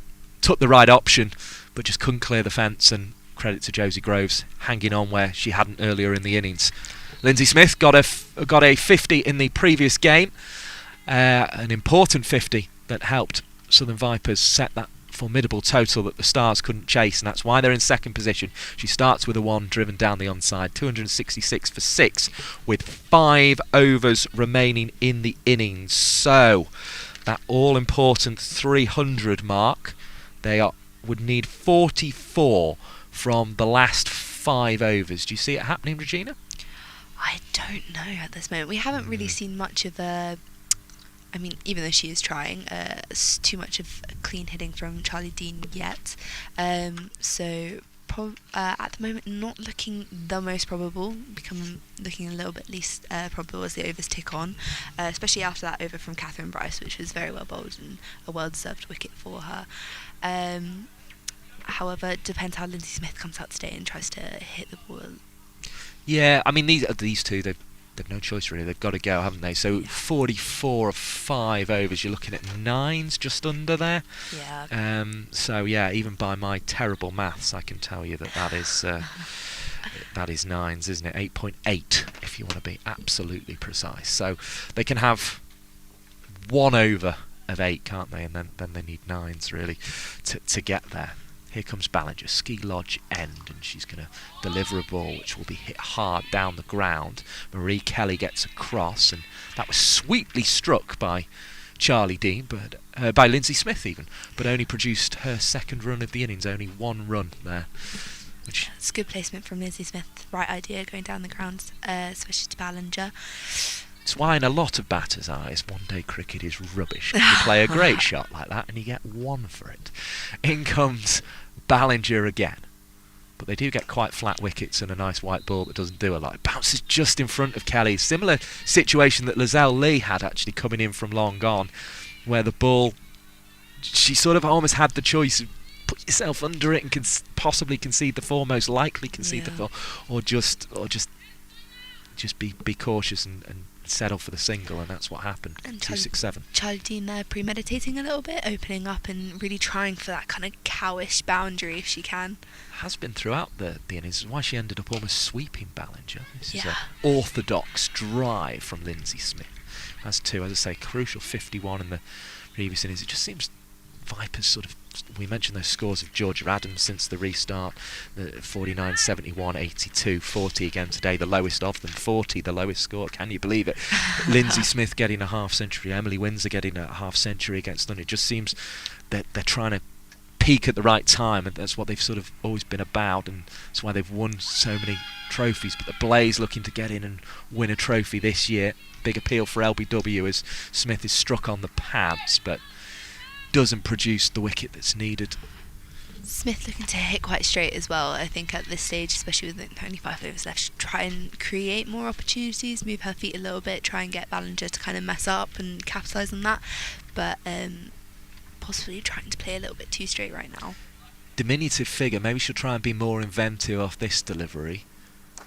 No, sticks with the orthodox plan and clips off her toes, as Regina Sudazay Khan was saying there, the Italy Sussex international. Very well bowled by Grace Ballinger, executing the Yorker. Still costs her 2 though, 270 for 6. What did you like about that piece of bowling in particular? No, it was good. She's just keeping her kind of on her toes and just getting it through quite nicely, especially to a fellow left-hander. She's bowling quite well here. The Blaze for me though have been better than they were on Wednesday with the ball and in the field. Can they continue to be so? Full toss, looking for that Yorker again from Ballinger. It's driven into the offside. There's a run on offer, 271 for 6. So not the 8 they required off that one. In fact, just the, if we can get through the wind-swept pages to the right page, it was just the 6 in the end off that one. 5 in fact. So very restrictive bowling. No wicket on that occasion, but 5 off and over, you'd take that at this stage, Regina. Yes, definitely, especially when 300 was looking very probable maybe 4 overs ago. Combo Catherine Bryce and Ballinger. Brave move. Yeah, Will she be a champion again with the Vipers, who are 1 run? Does Dean, who's on to 12, struggled to find the ropes so far, 273 for 6. Yeah, Charlie Dean really using her feet here, just moving and adjusting to the length, and again trying to hit that cow corner boundaries. We've seen quite a lot today, which rightfully so, there's no one really there. So Bryce bowls, it's uppish and just short of Lizelle Lee, who does well to keep it within the ring, having not been able to affect the catch. A dot ball is precious at this stage. To me, it feels like the Blaze are, if not doing enough to prevent the, to win this game, they're certainly doing enough to prevent that bonus point that would cause them losing top spot on the direct route to the final. Smith gets the 1 up to Georgie Boyce at mid-off, 274 for 6. It was a kind of lofted stroke off the back foot really through mid-off there. And as we said, I mean, there was probably a lot more pressure into the Vipers going into this game in terms of, wanting to win this game and kind of or get that bonus point to get on top. But driven down the ground, it hits the stumps but not the fingertips of Catherine Bryce, crucially. Another 1 is taken from the ricochet. It was all a little bit pinball cricket there. Still no news from Northern Diamonds that I can see about a restart. In fact, as I speak and they'd quite happily see the Northern Diamonds and the Sunrisers sitting on the sidelines. But 29 on the onside for just the single. 277 for 6. Some slightly nervous shouts of "Come on, girls, keep going" here from the Vipers bench. Does that mean they feel they're not getting the runs they need? We saw the Blaze actually struggle in their innings at this stage in the chase the other day. It just feels as if the Vipers need a boundary. Yeah, it does, doesn't it? Especially when we've had so many earlier on. I I think that 300 mark, just for that, as we're talking about, that bonus batting point is definitely desired by the Vipers, as you can tell, which they will be looking for. But I think the Blaze are doing really well to suppress them here, and probably a little bit less pressure on the Blaze now, as looking at 300 possibly on the board before might have put them under a bit of stress, but doing well here to suppress. Here's Ballinger. It's hit into the pitch by Smith, who is unhappy with herself that she can't find a run there. Dot ball's pressures. It almost seems as if it's quite easy to score on with the quick outfield and that kind of thing in the middle overs, when the bowling's a bit more conventional. You can just kind of wait for the bad ball, but as soon as sort of the slower balls and sticks in the pitch a bit and all that kind of thing, it does become very difficult to force the boundary with the field back, as this one's wide down the leg side. So brilliant wicket keeping, which was rightly applauded by Marie Kelly in front of us at long on here by Sarah Bryce to prevent more than one going on to the total there, but slightly lax from Ballinger slipping down the leg side, because that means with the score on 276 for 6, she's almost undone the good work she did with the dot ball there. Smith waits. Will try and hit airily. It does go airily, and it will be caught at backward point. Catherine Bryce, who's been excellent in the field, making the ground round to her right hand side and taking an excellent catch there. And she's got 1 wicket with the ball, but she's now been involved in 2 in the field as Catherine Bryce. 277 for 7. Lindsay Smith is out for the 8 runs, just struggling, as we were saying there, to find that boundary. Probably that, again, the right idea, but as we're saying, seeing a lot of driving here, which hasn't been so successful for her today. Ballinger really finding her lengths and bowling really well to cater for that.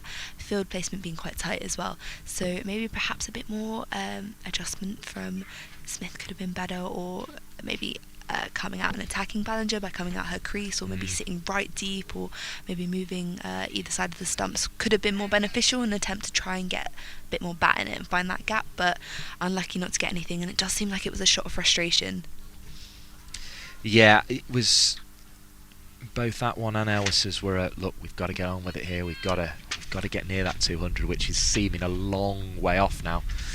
23 more required, just over 2 overs remaining. And Charlie Dean not really getting a lot of strike, as we've seen recently. I mean, she's moving a lot in her crease and trying to go for those boundary scoring options, even though she's not really getting them yet, but maybe just trying to give Charlie Dean that strike so she can go for it a little bit more.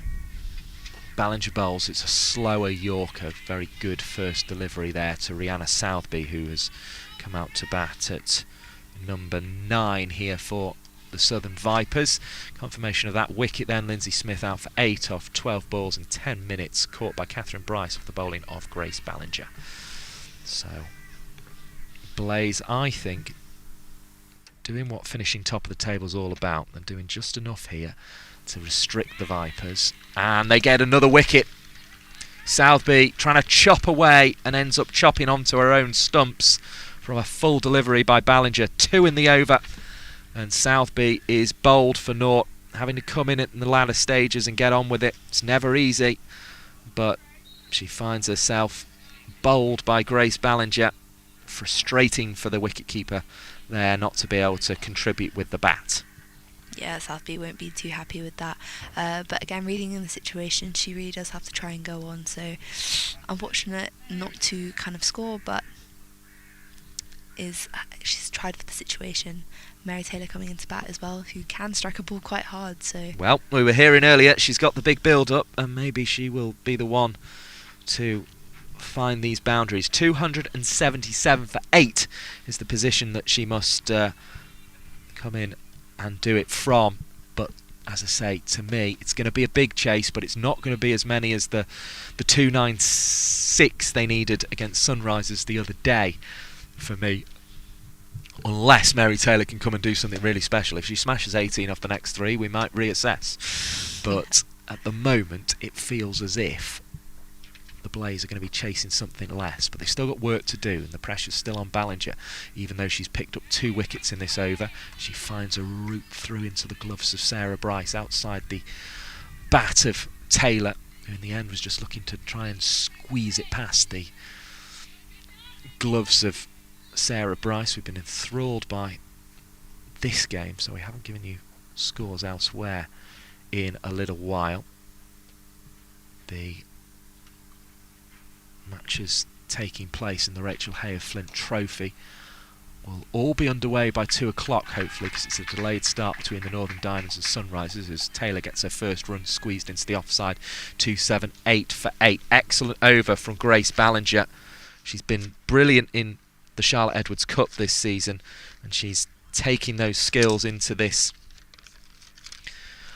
challenge now and picks up 2 wickets for just 2 runs in that, the 4 stars against the Central Sparks, because the winner of that, much like the win-dot ball for Catherine Bryce, should be happy with that. Taylor's going to have to try and hit that ball clean, as we have been saying she can. I suppose if the Southern Vipers did want to ignore what was going on elsewhere, it doesn't help me repeating it every now and again as an appeal for a stumping by Sarah Bryce. It was a flashing drive from Taylor. Didn't see much movement of the back foot though, so as long as it was in the crease there's no issue. The one-day cup final as well, Leicestershire something of a recovery. They're up to 176 for 6 in the 39 overs, so they're maybe nearing the point where they can have a little bit of a dip, maybe in the last 8 perhaps, with 4 wickets left. They could have a little bit of a go.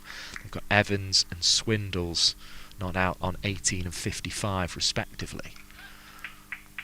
Flicky sort of a drive here from Taylor into the offside. It only produces 1 run. Marie Kelly quickly across the turf with the fielding. 2-7, 9 for 8. Singles not really enough at this stage for the Southern Vipers, and the Blaze, I think, will feel they're doing a big bit of the work they need to do here in order to certainly defend the bonus point, if not being with a chance of chasing this. And there's the danger here. I nearly said it at the start of the game actually, and didn't, but I think it probably is worth saying now. They could, as another single is added to the total by Dean, 280 for 8, they could get Lizelle lead here, so the Vipers, and then they'd be in real trouble for their spot in the eliminator.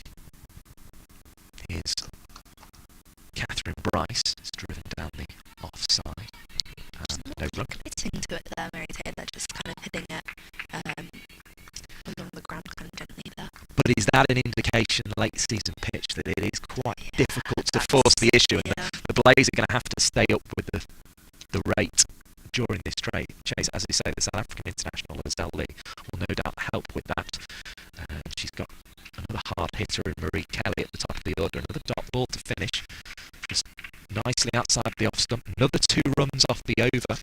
So going into the final over of the innings, 280 for 8. They maybe just took a little bit of stock in having lost the 2 wickets in the previous over there, these two, and are really going to try and swing here. But they need 20 off the over, which I don't think Ballinger's going to be in the mood to concede if they're going to get up to that 300 mark that we were talking about earlier in the innings. Yeah, it doesn't look like Ballinger's going to concede too many in this over. She's bowling really, really well at this death. I think Catherine Bryce and Ballinger have been excellent both at the start and at the end.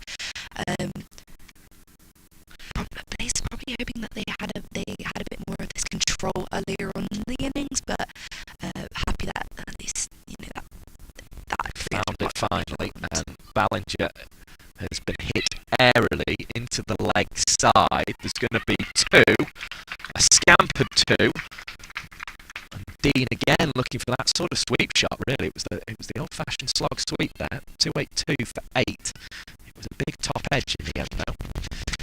You hear the wind rattling the papers once again.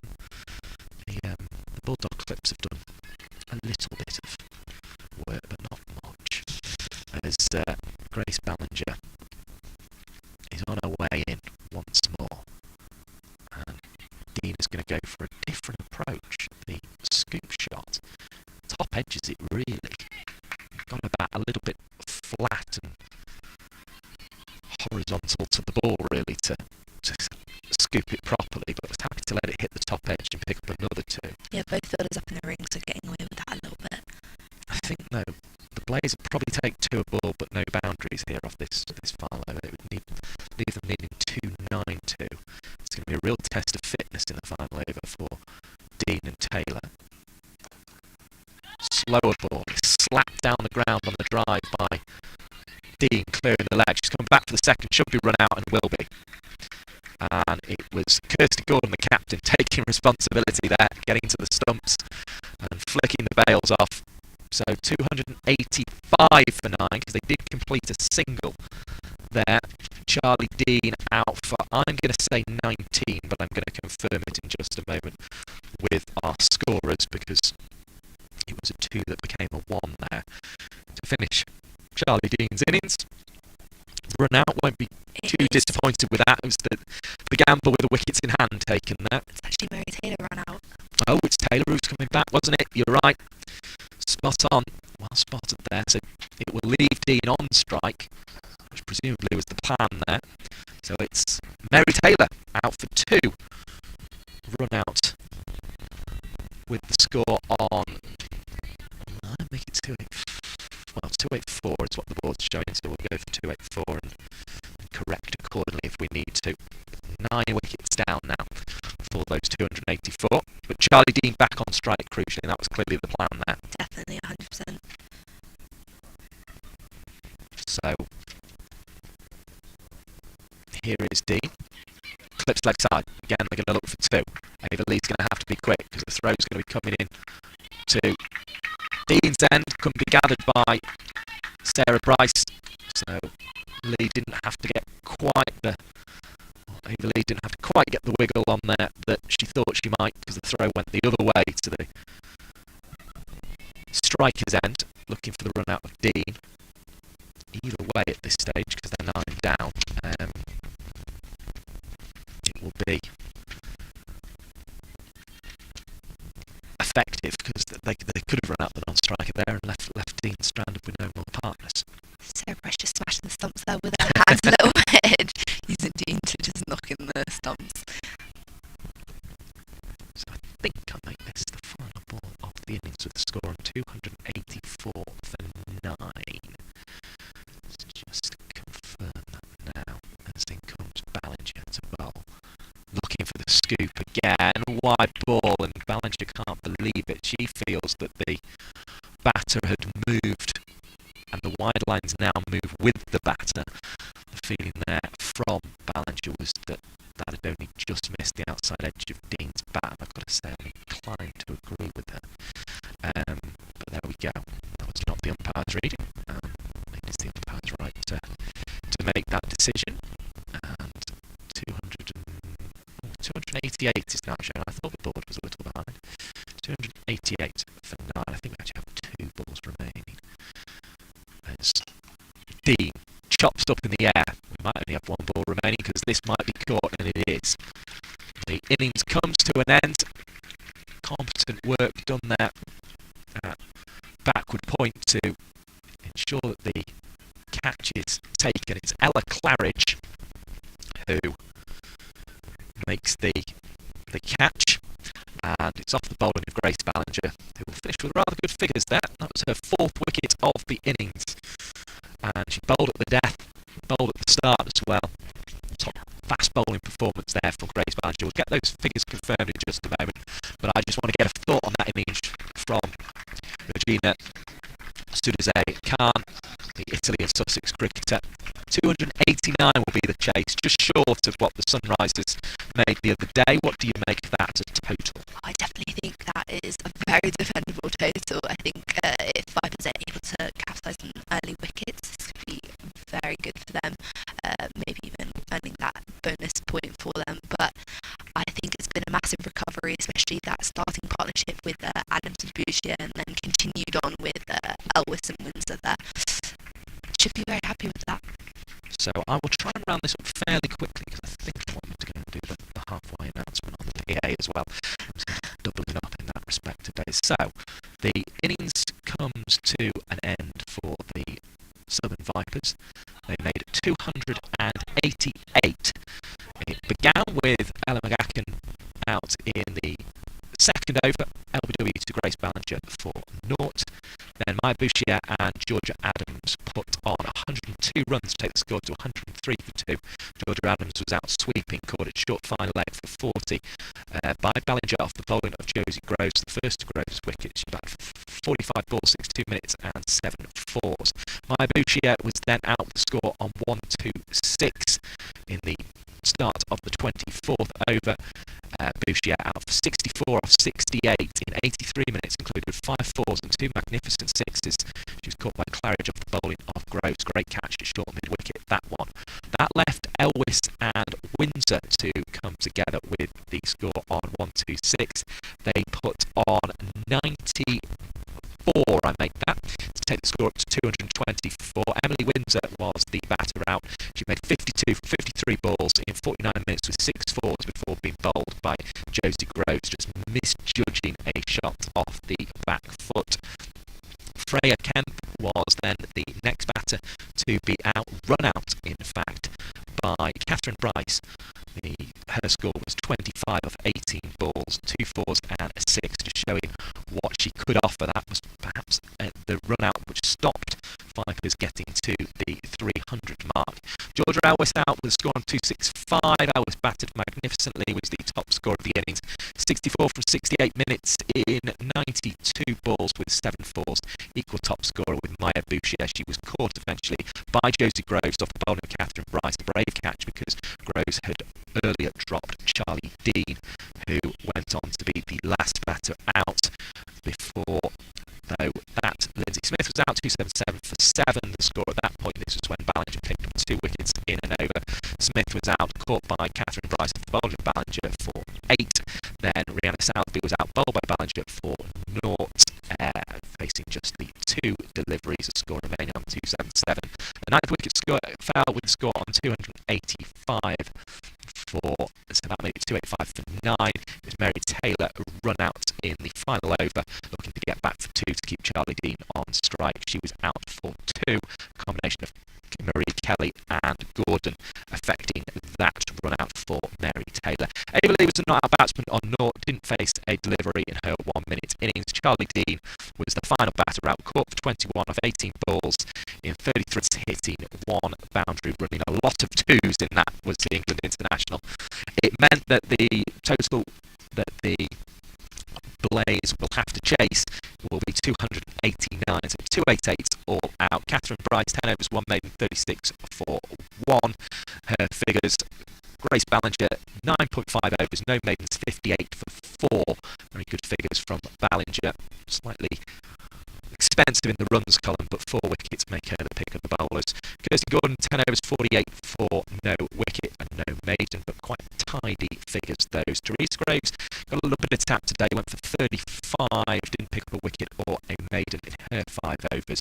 Josie Groves, 64 for 3, bowling a maiden as well in those 10 overs. And Lucy Hine bowled 5 overs, 46 for no reward there, going at 9.2, so a little bit of an expensive day for Hyam as well. But the Blaze overall will be happy that they have a chase of 289 in the second half of this, less than they had to chase against the Sunrisers. We will be back to bring you that chase. Do make sure you rejoin us on the Blaze Cricket stream. Myself, Mike Perkins, and Regina Sudazai Khan will be back with us for the second half of this game, and we look forward to bringing you that chase to see if the Blaze can get 289.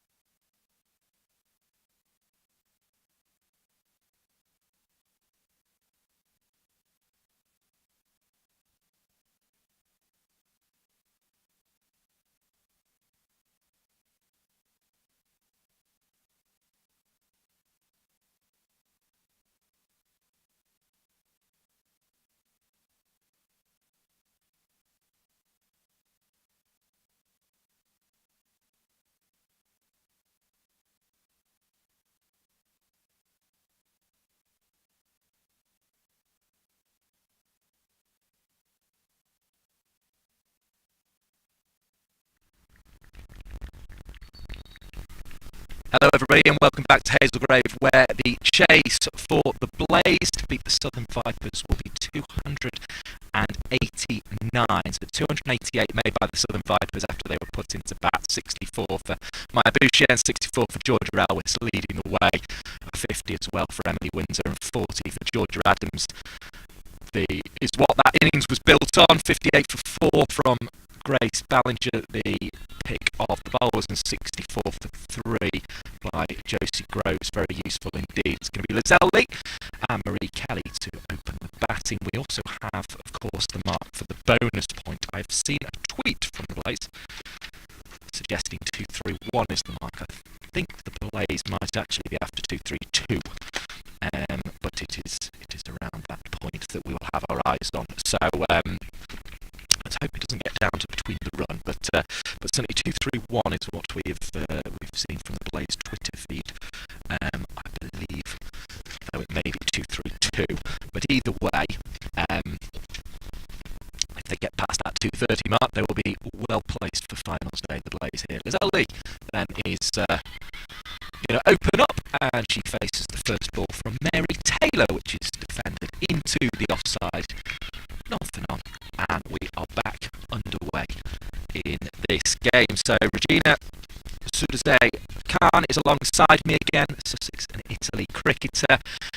We were treated to some pretty decent batting, I thought, in that first innings of the game. Yeah, it was really enjoyable to watch actually, especially Maya Boucher just coming off of England duty. It was cool to see her back. His Ballinger appeal for a Ballinger. His Taylor. Let's try and reset ourselves for the second half. Ballinger taking the wickets in the first half of this game, but it's Mary Taylor now in the orange strip of the Vipers, who is running in from the athletic centre end, and she hits Lizelle Lee on the pad there. So still awaiting her first run, Lizelle Lee. 2 boundaries in her first over of the previous game, but was then out in the second, and she's going to hit the boundary here, it would look like, unless Emily Windsor can effect a stop. What a good sliding stop that is, going round the rope and ensuring the ball doesn't cross it for 4 runs. Really good fielding from Emily Windsor. 2 the total moves on to for the loss of no wickets. So 2 without loss. 287 more then required for victory. Yeah, Lizelle Lee, a really key batswoman if she gets going. She knows what she's doing. Experience, of course, international experience. Probably one of the first batters I actually ever watched and was like, wow, they can really hit a ball. I remember a KSL final at Hove and just thinking, wow, she can hit a ball. Next day went on and scored 50 actually after watching her innings, so she's an inspiration if you will. Well, she's pushed that latest one up to mid-on and it's not produced a run on that occasion. And it's gone uppish, and there's an appeal by the Vipers players, and Lizelle Lee is going to walk off. McGacken with the catch at cover. It popped up. There was initial excitement that it might have hit the pad, but it's taken a leading edge. And Lizelle Lee is out for just the 2 runs, 2 for 1. The Blaze find themselves in need of 289 to win this game and guarantee their route to finals today. We think the mark will be 2-3-2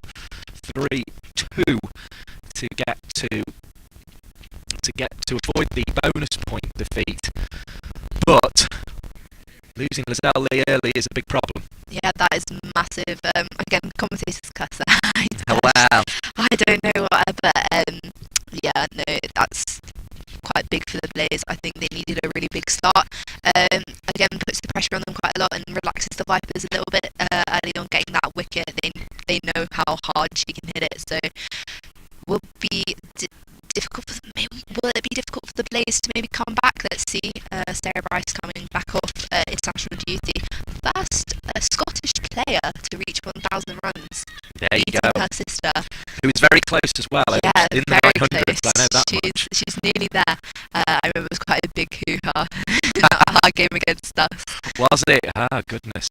Well, didn't score on her return to Rachael Heyhoe Flint Trophy cricket and has got an absolute brute. First ball there from Mary Taylor, just popping up outside the outside edge, very much in the fashion she was bowled actually when facing from the other end. So Sarah Bryce in already at number 3. She's no stranger to batting with Marie Kelly at the top of the order, though. They've been opening together and both got half centuries against the Southern Vipers earlier in the season, which is what is set up this strong position that the Blaze have in the table. But I was saying it was almost as if, because the Vipers could not qualify at all if results go against them in the Diamonds Sunrisers game and the Stars Sparks winner would go past them with defeat. I was almost saying, is the pressure on the Vipers here? But actually, with that mark to get the bonus point about as well, I guess the pressure could very quickly heap onto the Blaze.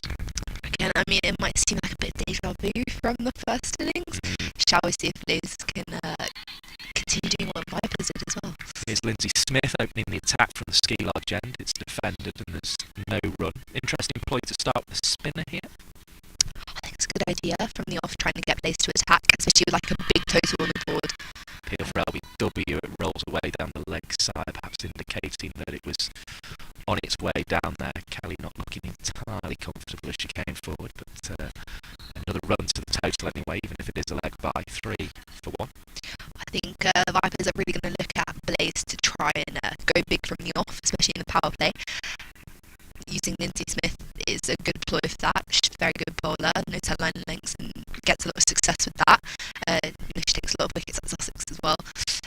Slip in place for the Vipers in the form of the captain, Georgia Adams. Smith flights it slightly, driven back firmly by Sarah Bryce, no run. 3 for 1 the score. Dean just waves her leg around a little bit at mid-off as she tries to get loose, so maybe she fancies an early ball too. Driven by Bryce for her first run, she'll be relieved with that, having not scored on Wednesday. As I say, did get a half century against the Vipers earlier in the season, and Marie Kelly got a high score of the season in the 60s against the Southern Vipers as well, so she'll be after a repeat dose of that. Hits that one hard and away, and it's going to roll all the way along out to a wide long off for 4 runs from Marie Kelly. Very firmly struck boundary indeed from the excellent opener for the Blaze. Yes, she made 61, I think, her highest score of the season so far against the Vipers. She's also made 100, of course, in the Charlotte Edwards Cup against the Vipers, Marie Kelly, and is one of those batters that they will want to get out early. Another 2 to the total here to add to the 4, takes it on to 10 for 1. A better second over of the innings for the Blaze than the first one where they just scored 2 and lost the wicket. But so Lizelle Lee, a real sort of hero for you in terms of the way you go about your batting. Well, when I was younger, yes, 100%. I think as I got older, probably looked more to the likes of people like Danny Wyatt and like Hayley Matthews, etc., and the way that they are able to create shots on the pitch. Unfortunately, I don't think I'm the most attacking batsman. I think I quite enjoy. They're quite really for the Blaze. They'll want to win this. They'll want to go to the final in style. There will be a single on offer. It's taken by Sarah Bryce, 12 for 1. That's one thing about Sarah Bryce. I mean, watching her throughout the whole of her the ICC tournament, and especially in most cricket when she plays, she's very strong off her legs and she's very strong off her front foot. She likes to play on her front foot and she really likes to attack, especially seamers, getting quite forward to them, maybe standing outside their crease. So maybe today she'll be looking to do that quite a lot. Mary Taylor bowls and Kelly was sort of trapped on the crease really, and it just evaded the outside edge through to Southby, who took it clean, but no outside edge on that occasion, and it's just a dot ball recorded. But that just shows that it's going to be a tough task for the Blaze here. Needs to put on 115 together down on the Isle of Wight earlier in the season as Kelly plays that latest one back down the pitch to the bowlers. No run again. two more different deliveries from the batter's point of view you couldn't wish to see there. Yeah, Kelly probably just trying to build in innings a little bit. Of course, as we said, early wicket, it's a lot of pressure on the batters, but just keeping that wicket here being crucial. Kelly driving again to a lifting delivery. And she's got to be careful here because that's twice in the over that the outside edge has been beaten by very good bowling from Mary Taylor. Yeah, Mary Taylor, maybe not necessarily the fastest bowler, but she bowls it in her areas and she knows how she's bowling. She has a very good slower ball as well that most of the time you cannot see, so tricky to get away. Just goes for the quicker ball here. It's an uppish drive from Kelly. Brings her a single. 13 for 1. It's been a testing over this one from Taylor. It's very much hit a line and a length here. She likes to attack the batters as well, make them play kind of off their body. Rarely gives width, so you know what to look out then from Mary Taylor.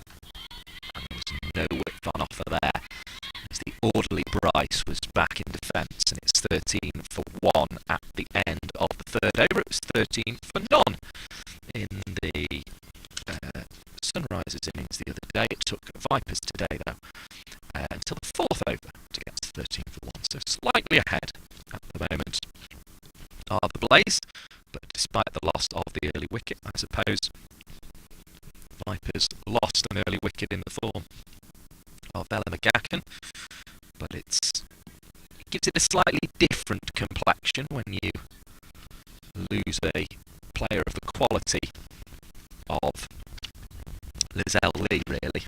yeah. Not that McGacken isn't crucial to that Southern Vipers lineup, but when it's a player like Lizelle Lee who single-handedly can take a game away, then it feels a big loss. Smith bowls, hit wide of Adams at mid-off. We can see for Kelly they're taking Georgia Adams out slip, and in fact I think she's coming out slip as well for Sarah Bryce, where she originally started. Maya Boucher also going out too long on for Kelly. So Lindsay Smith definitely thinking that Kelly will try and go for that big shot from the off, and not really looking to get a nick here to George Adams, so they've taken her out. In the previous over, they actually took her out and moved her into this kind of mid-off kind of extra coverage region. And one from the previous drive, and there will be another attempt at the drive here from Sarah Bryce. Just goes into the offside. Emily Windsor is out on the boundary, as she often likes to be. 15 for 1. So the game that hadn't started during the first half of this game is now underway, as this one's driven up to Georgia Adams, who makes the stop at mid-off. 15 for 1 it remains. And Smith will approach that twirling left arm over the wicket action. Stopped very well by Charlie Dean at cover this time. Again, the result's the same though. The score remains on 15 for 1 and there's no run. Here comes Smith, hits the pads. And again, there is no run on offer. I'm quite liking this tight kind of fielding in the point region. You've got kind of like a cover point and a point, and a third man that's kind of slightly behind. Or sorry, in front. Yeah, the slip from the early deliveries is no longer there, but they're looking to keep things tight here, and Smith did so with the ball outside off stump to conclude the over. 15 for 1 then, after 4 overs, played slightly ahead on the runs, just 2 runs ahead now in fact. That was a nice tidy over to bring things back into line, if you like. Yeah, it was good from Vipers. I mean, it's still early on, but always create that pressure early. It makes it harder for the batters to really get going. And what we were saying about Lizelle Lee as well, kind of losing her early on, the Blades having quite a heavy bowling attack, that will be very detrimental to them. This one's driven into the offside by Sarah Bryce. Taylor right on her mark again, starting this over much as she ended the last. Yeah, continues to bowl kind of that kind of awkward height in which you can't really read the ball as well. It's harder to play, and again keeping her line and lengths kind of on the body. Gacken plays into the offside. There is no run on offer. There with the gloves is Rihanna Southby. 15 for 1 is the total. Wind continuing to blow here at Haslegrave. Clouds seem to take control again here, just for the start of the innings, which rather evens things up because it was rather in control for about sort of 8 overs at the start of the Vipers innings. Outside the off stump then from Taylor and into the gloves of Southby. Yeah, I think Mary Taylor, looking for that Sarah Bryce edge, putting Georgia Adams at slip. This is Taylor again, and it's played by Bryce up to mid-off. Dean again busy with the fielding, continues to be so.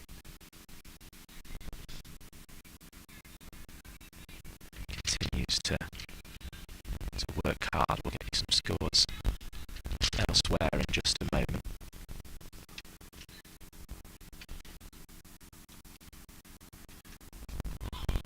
Flicked away into the leg side by Sarah Bryce. Another one is taken. Freya Kemp with the fielding at long leg. Returning powerfully with that whippy throw. 16 for 1. The total moves on to with the extra run. Seen Hypercourse is saying that Vipers need to restrict the Blaze to 230 for a bonus point. So we know it's around that 230 mark that the Blaze are looking for to reach finals day. We think they'll be more concerned about getting another 273 to take them from 16th to 1 to their total of 289 and into finals day with the victory, because that's what it's all about. You definitely don't want to be going to finals day off the back of a defeat, really, do you? And certainly not off the back of 2, which would be the case for the Blaze here. Having such a successful season, you really hope the Blades haven't thought they've peaked too early, especially if today doesn't necessarily go their way. But I think it would be perfect for them if they can chase this total down and get through with ease and reflect their season really in the cup. Smith bowls, it's tight to the line of the stumps. Bryce was just trying to create a bit of room. Didn't do so on that occasion, but didn't do so well enough to score anyway. And Smith will continue her work. Bryce again prodding into the offside. Giving Sarah Bryce a bit of room, it can be very lethal when she can get into her innings very quickly, and it can be rather dangerous. So I think Lindsay Smith coming through, that's quite a clever option from Lindsay Smith. Yeah, she's managing to keep it tight at the moment. Was an attempt at a little scoop there from Sarah Bryce, and why not? There's nobody down there at 45. There's 2 fielders back on the leg side, they're right back. But Smith really trying to sort of bowl that off stump if she can. Keeps this one tight to the line of the stumps there, and it's just driven straight back to her. 16 for 1. She's certainly trying to be hit into that area. She's got one back on the offside actually, which is where the ball will go now, through the cover area driven by Bryce. 17 for 1. Yeah, it's good from Bryce just finding her gaps to relieve that bit of stress after the dot balls. Here is Lindsay Smith again with a twirl. Bowls and is hit up to mid-off where Georgia Adams is crossed with the fielding. So, 18 for 1 at the end of the 6th over. Still slightly ahead on count back because it was 16 for 1 at this stage in the Vipers innings. However, the crucial mark here really is the 289 for victory. That's where the Blaze will be trying to get themselves in the first instance. And if the Southern Vipers can stop them, then they'll start worrying about about the bonus point and whether they can stay top of the table that way. It would likely a victory without a bonus point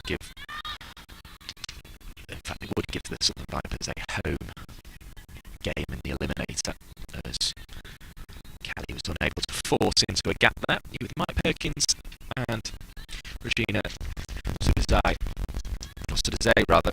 Khan on the Blaze Cricket's YouTube stream. We're here at Haslegrave, a slightly windier and cloudier Haslegrave than it was in the first innings, as Marie Kelly drives up to mid-off and there's no run-on-off. Yeah, no, it's really good from Mary Taylor. It seems she's got quite consistent here. We haven't really seen her delivery kind of go out of hand yet. Maybe slightly shorter earlier on. Kelly would be disappointed not to have really taken that on, but this is really good start from Taylor. She's in watchful form to begin this innings with, looking to find a way through on the cut shot. Bryce was alert, so as soon as the ball had squirmed away from Lindsay Smith, she was through for the single, but it took really well stopped three there for sure. It took a second for Kelly to decide, but I think she was almost just disappointed she hadn't got the boundary there, because she'd hit that one really nicely. Here comes Mary Taylor again, and there will be another attempt to play it through square of the wicket, which is one of Sarah Bryce's preferred routes to the boundary. Doesn't find it. 19 for 1. 270 is the runs required from this point to get to the target of 289 for victory for the Blaze. Slightly less than they were chasing against the Sunrisers. They were chasing 296 the other day. Now Bryce has managed to flip this one off the legs, and it looks as if it's going to beat Kemp to the boundary, and it does just. Did it pretty well, actually. Got a lot closer than I thought she was going to, but it's still 4 more to the total. 23 for 1. First boundary of the innings there for the Blaze. For Sarah Bryce. Nicely clipped. We had a nice cover drive earlier from Kelly. But of course. It was good. It's good tickle there for Kemp, slightly wider on that fine leg boundary. Looking for a more orthodox drive through mid-off there from Sarah Bryce. Couldn't find a route though. And 23 for 1 will be the score at the end of the 6th over. So more progress made from the point of view of the Blaze here. Where do you see this game at the moment? I think it's fairly balanced, isn't it? It seems quite similar to the previous situation, but Kelly and Bryce not looking too stressed out. Again, a bit of deja vu from the first innings, isn't it? Yes, yeah. Well, it's in the sense that it's been quite an even game throughout. It felt as if the Vipers were going to get away. They got pegged back at the end, and now this innings is starting in very similar fashion to the Vipers' innings first time round. Couple of steps down by Marie Kelly, just pushed back to the bowler, and there will be no run on offer there. I think Vipers have looked very good today at suppressing the Blaze batters here, but the batters still looking ready to attack at any moment. Jumping back in the crease there is Kelly. She's cutting into the offside and only finds Charlie Dean, who's been relatively busy, I think it would be fair to say, in the early stages. Yeah, it was the middle overs really that the Vipers began to dominate, as advancing again is Kelly, but just gets an inside half of the bat to mid-wicket. Hit 77 between overs 10 and 22, then they hit 53 in the next 10 after that, and then 64 in the 10 up to the 40 over mark. Bouchier's quickly across, such a good fielder, has been since the KSL days, and cuts the ball off from going for 4. I think Kelly will be disappointed as well for that not to be a boundary. She's trying to really go for that straighter drive here, especially to Lindsay Smith. 24 for 1, as Bryce will be looking to score again, does so working off her legs. It goes down towards the rope. 3 Vipers players chase it. Chased down by Vera Kemp. And the which is quite some effort from Rihanna Southby, but it just shows how precious runs are going to be out here. 26 for 1, 2 more of them taken. The cloudy skies now here at Haslegrave. I hope we've seen the last of the rain for the day. And attempted a drive. Getting a few little wibbles and wobbles, I think, on our live stream, so I'm just going to take a little check on that, just see if there's anything we can do, because it would be nice to sort of bring you this in as much quality as we can throughout the second innings of this game, with this chase of 289 required for victory and a place in the final. All goes down to bonus points and run rate if that doesn't happen, but we will aim to keep you up to date on this. We're from Gina Sudize Khan, and we'll pick up for the next over in a moment. We've had a change in bowler here from Taylor. It's now Charlie Dean, so it seems like we're going to have some spin from both ends here. Charlie Dean taking 5 wickets in the last ODI against Sri Lanka, doing quite well, coming back into the side. So hopefully carrying on that performance on today. It's exciting spin from both ends in the power play, when only 2 fielders are allowed outside the inner ring, defended by Marie Kelly. So yeah, there's a little bit of picture interruption, I think, here and there, but hopefully, I think it might be to do with the wind, I'm afraid, which there isn't a massive amount we can do about, unfortunately. But yeah, hopefully it will hold, and we'll be able to bring you this game, and at the very least bring you the audio. As that one struck away nicely on the swivelling stroke into the leg side, just forward and striking it off the knee and away for 4 runs. And that goes into the rope backward square leg. Charlie Dean just dropping it slightly short, and we already know Kelly's going to capitalise on that, taking her opportunity and hitting it into the big gap there. Charlie Dean bowling kind of more into the body than Lindsay Smith, and really kind of darting it into the pads of Kelly. That would be her attempt. So again there, and it was worked away for no run. A good combo, I think a good combo here, especially now. Now, from what I'm hearing, listening to the stream, is anything to go by. I think we might have a little bit of a problem with audio, so I'm going to just try and rectify that. We're just going to just dial the stream down for 30 seconds, and we should hopefully be back with you in a bit clearer quality. Just give us a couple of overs, and we'll try and sort this out.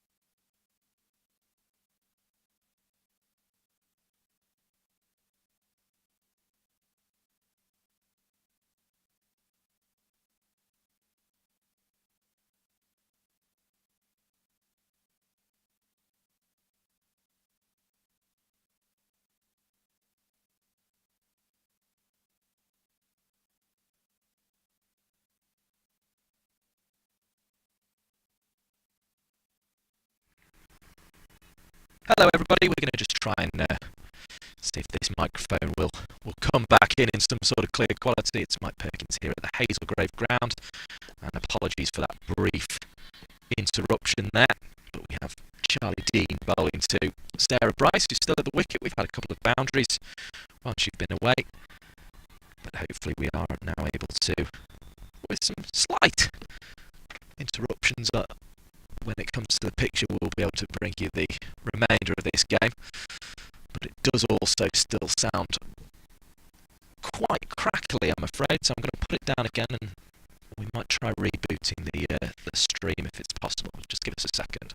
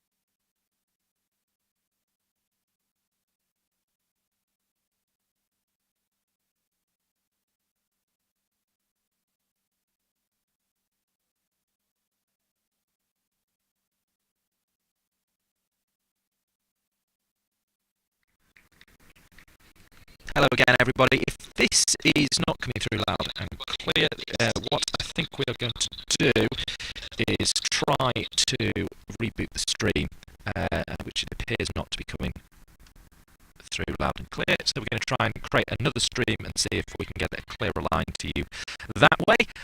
So do keep an eye on the Blaze Cricket's YouTube channel, because the new stream will be coming up on there, but at the moment it appears that we're not able to broadcast to you in any quality. So the plan will be, if you can hear this, for us to use the to start a new stream, and hopefully we'll be able to speak to you better on that one. So just give us 5 minutes, and we should hopefully be able to bring you the stream again, but via a different